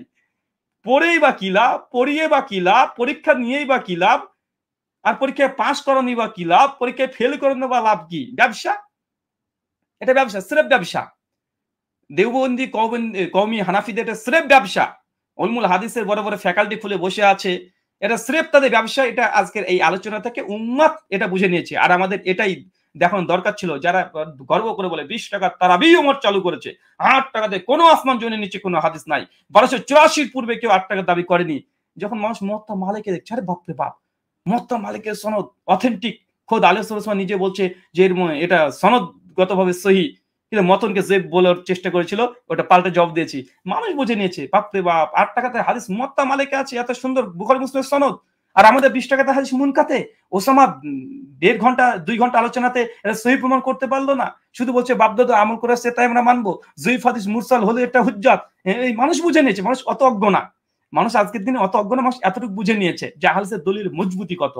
বড় বড় লম্প ঝম্প তারা করছিল, 20 টাকাতে কমে কোনো হাদিস নাই, 8 টাকাতে তারাবির হাদিস মানুষ যখন দেখেছে মুওয়াত্তা মালিক থেকে, সাধারণ জনতা আলহামদুলিল্লাহ, মানুষ অনেক আমাদেরকে মেসেজ করছে, অনেক আলোচনা করছে যে না এই আলোচনা মানে বেস্ট, এবং ইনশাআল্লাহ আগামী রমাজানে বুঝতে পারবে যে ফলাফলটা কত হয়েছে। আর তারপরে যখন দেখছে যে জয়ীফ হাদিসকে তারা হুজ্জত গ্রহণ করছে, এর চেয়ে লজ্জাজনক কিছু আছে? আর কিছু নেই। আর আমি একটা কথাই বলি, এই হানাফিদের এই এটা ওই মাদ্রাসা খুলে বসে থাকা, এটা স্রেফ এদের ব্যবসা ছাড়া কিছু না। কেননা এই উলমুল হাদিস শেখাবে, কিন্তু শিখে লাভ করে ভাই? শিখে বলবে এই হাদিসটা জয়ীফ, তো জয়ীফ হয়েছে শুধু হুকুম বই পৃষ্ঠায় থাকলে হবে? এটা মুরসালে মুনকাতে মওযু এগুলো শুধু বই পৃষ্ঠাতে লিখে রেখেছেন, কিন্তু জয়ীফও আমল করবেন, সহিহ আমল করবেন, হাসানও করবেন, হাদিস নাই তাও আপনি আমল করবেন, বাপদাদা আমল করছে তাই। তাহলে এই এই এই ফ্যাকাল্টি খুলে লাভ কি? হাদিস উলমুল হাদিস ফ্যাকাল্টি খুলে লাভ কি? এত শাস্ত্রজ্ঞ বিজ্ঞ পণ্ডিত হয়ে বা লাভ কি? বড় বড় কিতাব পড়ানো বা লাভ কি? লাভ একটাই, প্রতিষ্ঠান খুলে কিছু অর্থ উপার্জন করা। তাছাড়া তো আমি কিছু দেখতে পাচ্ছি না। আহলে হাদিসরা হাদিস তাহকিক করে, সহিহ বলে, সহিহ লি গয়রি বলে, হাসান বলে, হাসান লি গয়রি বলে, হাসান লি জাতিহি বলে, তারপর হাদিসকে মওযু জয়ীফ এইগুলো তাহকিক গুলো করে যেন আল্লাহর নবীর বিশুদ্ধ হাদিসগুলো আলাদা থাকবে। জয়ীফ হাদিসগুলো এগুলো যেহেতু জয়ীফ মওযু মন গড়া, এগুলো আমল করা যাবে না। আল্লাহর নবীর বিশুদ্ধ দ্বীন মানার জন্য আল্লাহ আমরা আমল করি, আমরা আহলুল হাদিসের উপর হুকুম লাগাই, হাদিস নিয়ে গবেষণা করি, মাদ্রাসা খুলি, করি, এরপরে পিএইচডি ডিগ্রি করি, তাহলে সহিহ জয়ীফকে পার্থক্য করব, সহিহ গুলো মানবো, জয়ীফ গুলোকে রেখে দেবো, দরকার নেই, কারণ নবী থেকে প্রমাণিত নয়। আর হানাফিদের নিকটে তা না, না জয়ীফ দলিল, সহিহ দলিল, হাসান দলিল, মাদ্রাসা খুলে লাভ করে ভাই? যা আছে পাইকারি হাড়ি তোরা মান, যা যে হাদিসে নাই সেগুলোকে তোমরা বাপদাদা মানলে মেনে নাও, মিলাদ করতে থাকো, তোমার বাপদাদা আমল থেকে হয়ে আসছে, সবাই হালুয়া রুটি বাপদাদা থেকে হয়ে আসছে, খেতে শুরু করো। এত হাদিস দেখা তো দরকার নেই তোমাদের ভাই। সর্বশেষ যখন তোমাদের আশ্রয়স্থল এটাই যে উম্মত আমল করে চলে এসেছে, অবশ্যই এটা আমাদের গ্রহণযোগ্য, এটা আমার দলিল।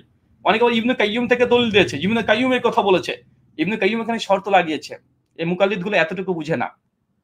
ইমাম জাহাবি শিয়ারুল আলমিন নুবালা থেকে অনেকে দলিল যে দেখো এই শর্ত এই উসুলি ইমাম জাহাবি, ইবনে কাসির অনেকে দিয়েছে উসুলগুলো ভালো করে একবার পড়তে হবে মুকাল্লিদদেরকে। ইলমুল মুওয়াক্কানি এই শর্ত দেওয়ার পরেও ইবনে কাইয়িম রাহিমাহুল্লাহ অনেক ডিটেইল আলোচনা করেছে। সংক্ষিপ্ত বলে দিই যেন এটা মানে ঘাটতি না থাকে। আসলে যেমন একটা আমল যেটা পাওয়া যায় যে অজুতে বিসমিল্লাহ বলা, অজুর পূর্বে বিসমিল্লাহ বলা, এই মর্মে কোনো সহিহ হাদিস নাই। হাদিসের ভান্ডারে সহিহ কোনো হাদিস প্রমাণিত নয়, সহিলি গয়রিহ নাই, সহিলি জাতিহি পর্যায়ে কোনো হাদিস পৌঁছায় না। এটা অধিকাংশ উলামাদের মত। ইমাম দারাকুতনি বলেন, ইমাম মুসলিম বলেন, ইমাম জাহাবি, ইমাম হাজার আসকালানি এবং হানাফিদের নিকটেও সহিহ কোনো রিওয়ায়াত পাওয়া যায় না, একদম বিশুদ্ধ হাদিস পাওয়া যায় না ওযুর পূর্বে বিসমিল্লাহ বলতে হবে। কয়েকটা হাদিস পাওয়া যায়, অনেকেই এই হাদিসটাকে কেউ হাসান বলেছে, হাসান লি জাতিহি বলেছে। যেহেতু হাসান লি জাতি নিয়েও ইখতিলাফ আছে, হাসান লি জাতিহি এটা দলিল গ্রহণ করা যাবে কি যাবে না এটা নিয়েও যেহেতু ইখতিলাফ আছে, তার জন্য এই হাদিস যেহেতু দুর্বল, মানে এটা নিশ্চিত এটা দুর্বল, ফিকহ হানাফির গ্রন্থে লেখা আছে যে বিসমিল্লাহ বলা এটা মানে দুর্বল জয়ীফ হাদিস।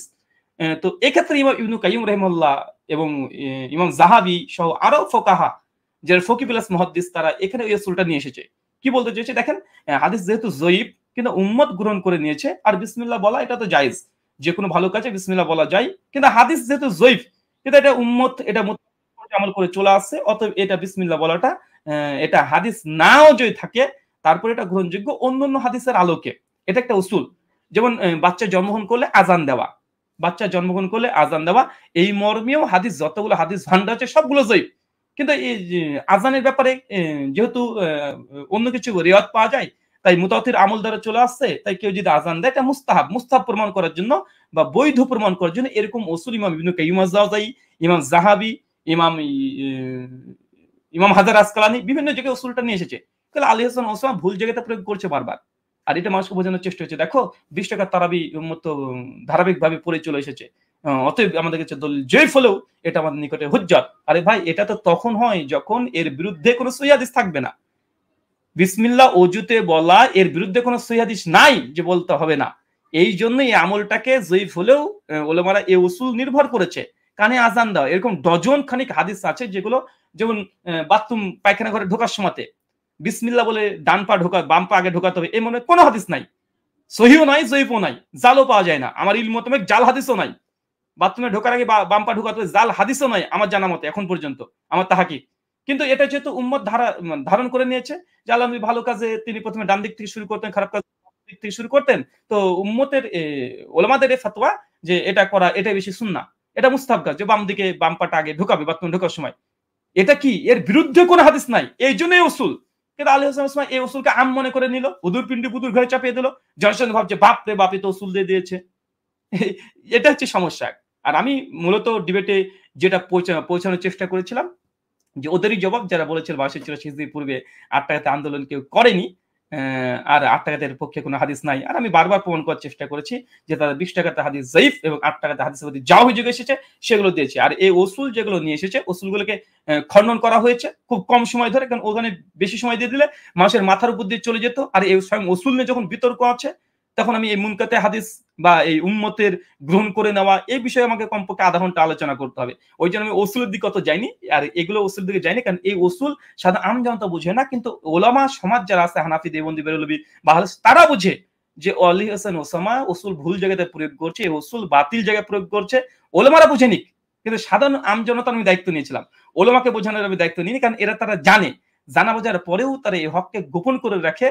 তার জন্য ওলামার দায়িত্ব আমি নিইনি, সাধারণ জনগণের দায়িত্ব নিয়েছি। আলহামদুলিল্লাহ সাধারণ জনগণের কাছে পৌঁছে গেছে, হানাফিদের মধ্যে পৌঁছে গেছে। এই জন্য অনেকেই বারবার বলছে যে রেজাউল করিম আবরার থাকলে আমাকে অনেক তুলোধনা করতো, আলী হাসান ওসামা আসলে কোনোদিন বিতর্ক করেনি, তো তিনি বিতর্কিক না। তাহলে ব্রাদার রাহুলের যেহেতু বিতর্ক করার অভ্যাস আছে, তাই সে তার প্রেজেন্টেশন, তার অ্যাটিটিউড এগুলো সবকিছুই ভালো ছিল এবং অনেক এগিয়ে ছিল। এটা দেওবন্দি হানাফিরাই স্বীকার করছে অনেকে, এবং বারবার কমেন্ট করছে, ফেসবুকে লিখছে, অন্তর থেকে এটা বিশ্বাস করছে। এই জন্য আমি এই উসুলগত দিকটা অতটা যাইনি। নচেত আমার উসুলে হাদিসের পরে আমার বই লেখা আছে রে ভাই, আমার রকমতে পেয়ে যাবেন। মুদালসালের আনানা হাদিস, ওইখানে মুরসাল হাদিস কখন ইরসাল হয়, মুরসাল হাদিসের রূপ কি, এগুলো নিয়ে সংক্ষিপ্ত পর্যালোচনা আমার ওই বইটাতে করা আছে। ২ বছর আগে বইটা বের করা হয়েছে। আমি উসুল নিয়ে আলোচনা করতে যাইনি, কারণ উসুল নিয়ে আলোচনা করতে গেলে এই ১১ রাকাত ২০ রাকাত এটার দিকে আমি সমাধানে আসতে পারতাম না। ওই উসুল নিয়ে আমাকে পড়ে থাকতে হতো, যেটা 99% মানুষ বুঝে না, আমজনতা। আমাদের ভিডিওটা আমার ফেসবুক পেজে প্রায় ৪০ লক্ষ মানুষ দেখে নিয়েছে, উনার পেজ থেকে প্রায় ২০ লক্ষ মানুষ দেখে নিয়েছে, ৬০, ৭০, ৮০ লক্ষ মানুষ দেখে নিয়েছে। তো উসুল এই ৮০ লক্ষের মধ্যে লাগভাগ ধরে নেন ৭৫ লক্ষ মানুষ বুঝে না। তাই আমি ওখানে সময়টা নষ্ট করতে চাইনি, প্রয়োজন বোধ মনে করিনি।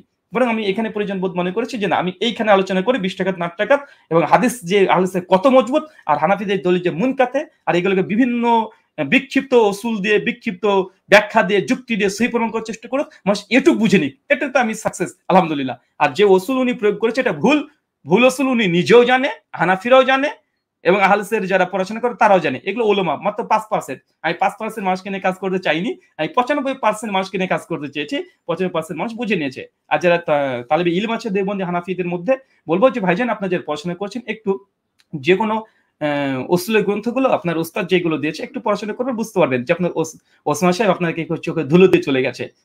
আর আমি জানি আপনারা জানেন, এটা আপনারা জানেন যে মুনকাতে হাদিস কখনো হুজ্জত হয়, কখনো হয় না। তারপরে উম্মত গ্রহণ, কোন আমল গ্রহণ করলে সেটা হুজ্জত হয়, আর উম্মত সেই আমলটাই গ্রহণযোগ্য হবে যার বিরুদ্ধে কোনো সহিহ হাদিস থাকবে না। ২০ টাকাতের পক্ষে উম্মত গ্রহণ করেছে, কিন্তু এর বিপক্ষে কি কোনো সহিহ হাদিস ১১ টাকাতের নাই? আছে।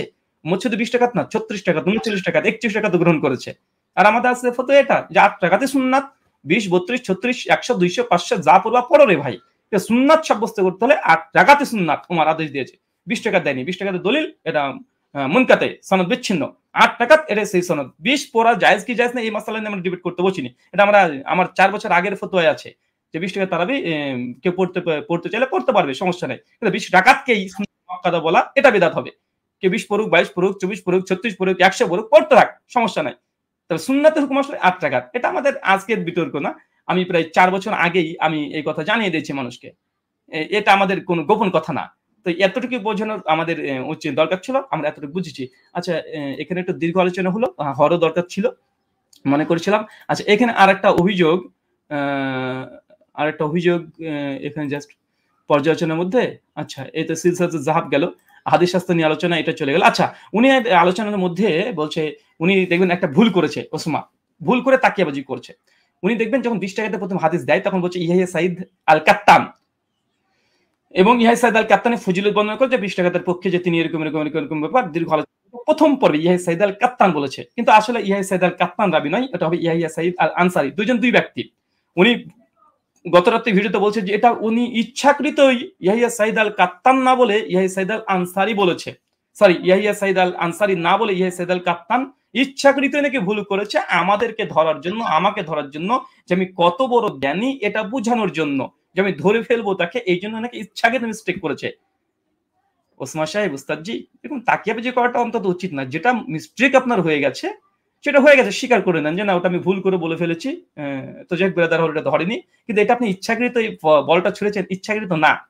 ওই আলোচনা যে কেউ শুনলে বুঝতে পারে এটা আপনার ভুল ক্রমেই হয়ে গেছে। কেন আপনি ওখানে বলে দিয়েছেন বিন বাজের শেখ সালেহ মুনাজ্জিদের ইসেও এই ভুলটা করেছে উনি পরবর্তী সময়তে।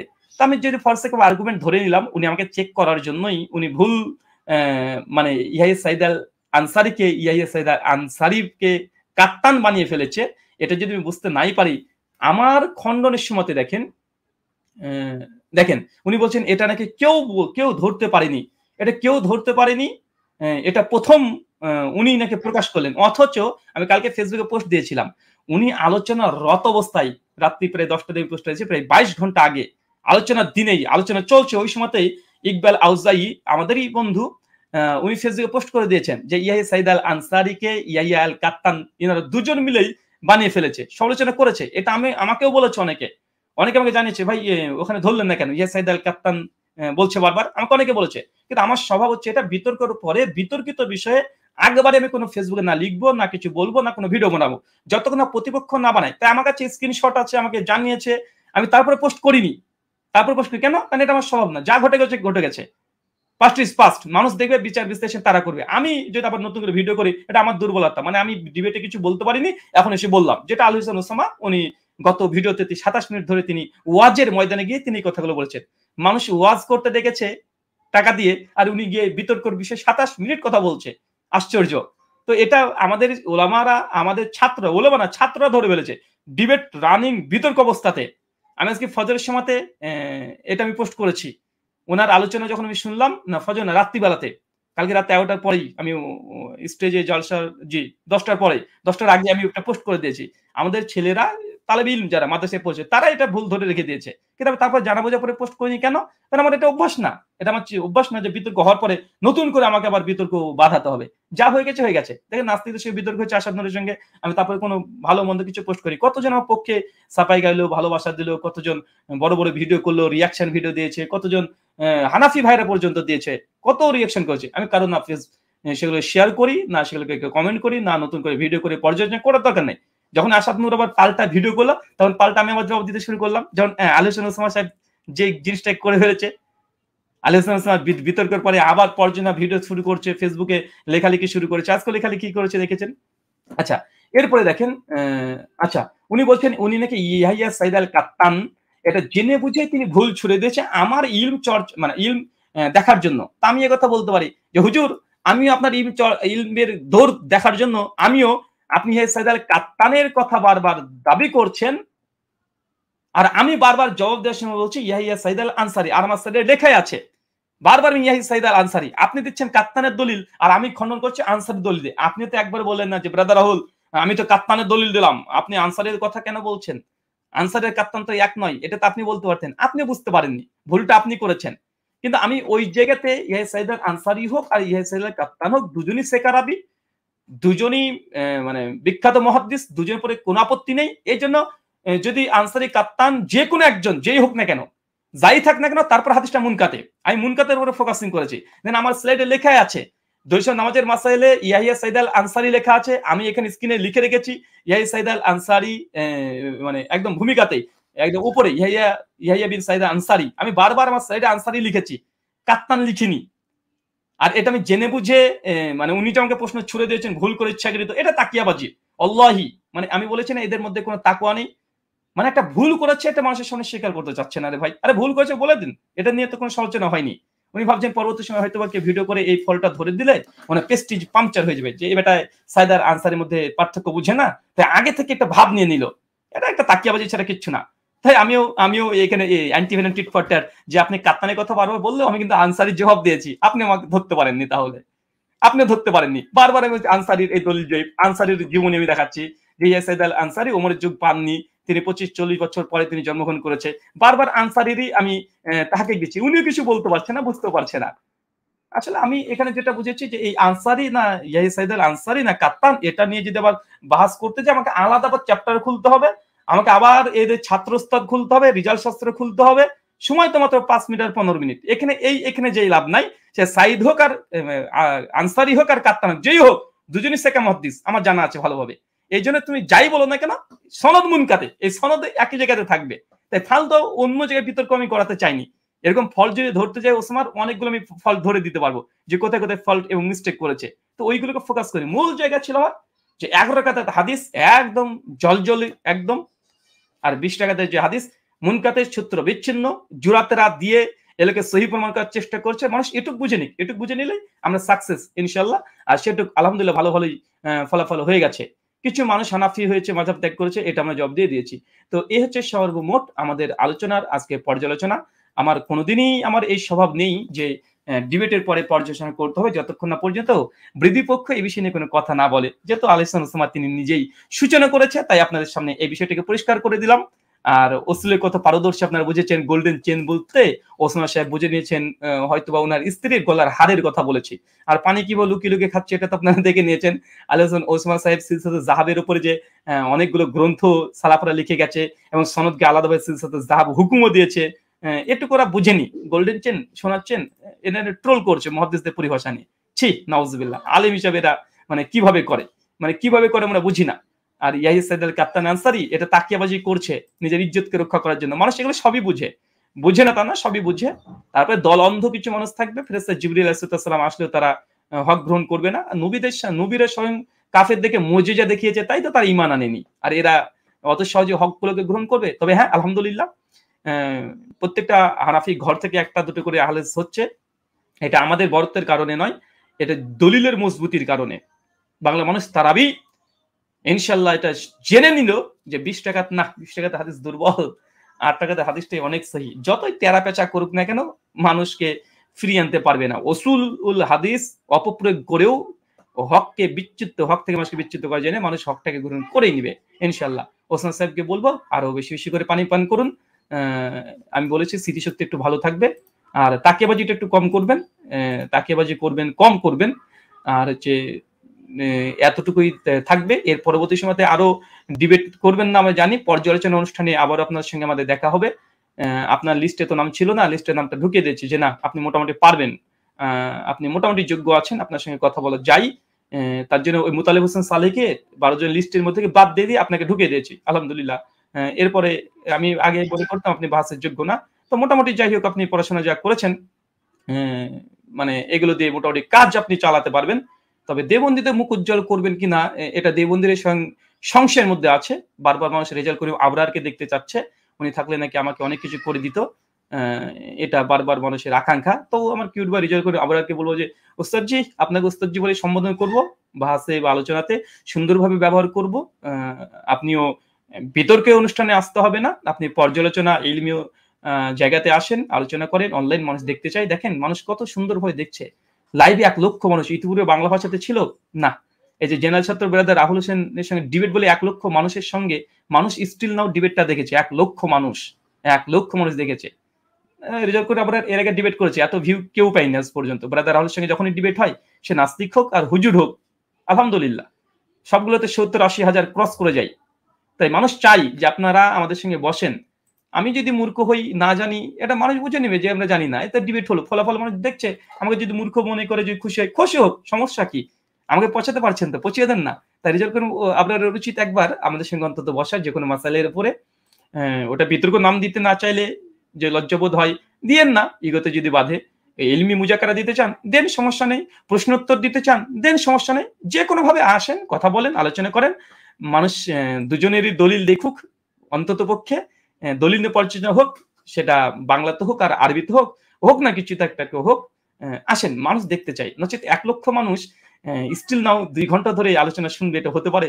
রেজাল্ট করে আমরাও তো বিতর্ক করেছে, তার আলোচনা তো এত মানুষ শুনেনি, কিন্তু ব্রাদারের আলোচনা শুনতে মানুষ এত আগ্রহী কেন? সেটা নাস্তিকদের বলেন, বলতে পারেন যে ব্রাদার রাহুলের পরাজয় দেখার জন্য ওসমান সাহেবের বিপক্ষে আমরা এসেছিলাম।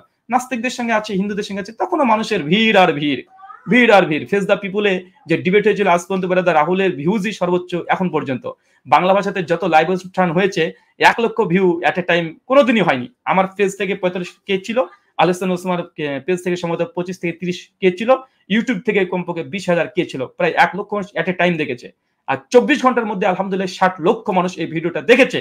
তাই রেজাল্ট কিন্তু আপনারা এই ইগোটিক ভাবটাকে পরিবর্তন করে অন্তত আসেন। বাহাস মোনাজারা করতে হবে না, যেহেতু ইগোতে প্রবলেম আছে। সেক্ষেত্রে আপনি এমনি আলোচনাতে আসতে পারেন, প্রশ্নোত্তর পর্ব নাম দেন, ইলমি মুজাকারা নাম দেন, টক শো নাম দেন, যে কোনো একটা শিরোনামে আসেন। এই বিতর্কিত বিষয়গুলো নিয়ে সাধারণ মানুষ এগুলো জানতে চায় জনতা। একটু আসেন, কথা বলেন, ব্রাদার রাহুলকে ডিস্ট্রয় করে দেন, মূর্খ প্রমাণ করে দেন, আরবি জানে না প্রমাণ করে দেন। ঠিক আছে? অন্তত এইগুলো আপনাদের করা উচিত। নচেত ব্রাদার রাহুলের যেভাবে ফলোয়ার ভিউ মানে যেভাবে চারিদিকে ছড়ে পড়ছে, এইগুলো আপনাদের হানাফি মাযহাবকে প্রশ্নবিদ্ধ করবে, আহলে হাদিস মাযহাবকে নয়। ব্রাদার রাহুলের আলোচনা শুনে 10 জন হলেও তারা আহলে হাদিস হচ্ছে, কিন্তু একজন আহলে হাদিস রাহুলের আলোচনা শুনে হানাফি হয়ে যাচ্ছে না। তাই এই ক্ষেত্রে আপনাদের ঝাঁপিয়ে পড়া উচিত, ব্রাদার রাহুলকে থামানো উচিত আপনাদের। কেননা এটা আপনাদের মাযহাবের জন্য ক্ষতিকর। ইগোটিক ভাবটাকে পরিবর্তন করে ফেলেন, এটা আপনার মাযহাবের জন্য কল্যাণকর হবে। যদিও আপনার বিরোধী পক্ষ, তবে একটা সুপরামর্শ আপনাকে দিলাম। এই সুপরামর্শটা কাজে লাগালে অন্তত মাযহাবের খেদমত আপনাদের হবে। ইসলামের খেদমত হোক আর না হোক, মাযহাবের খেদমত হবে।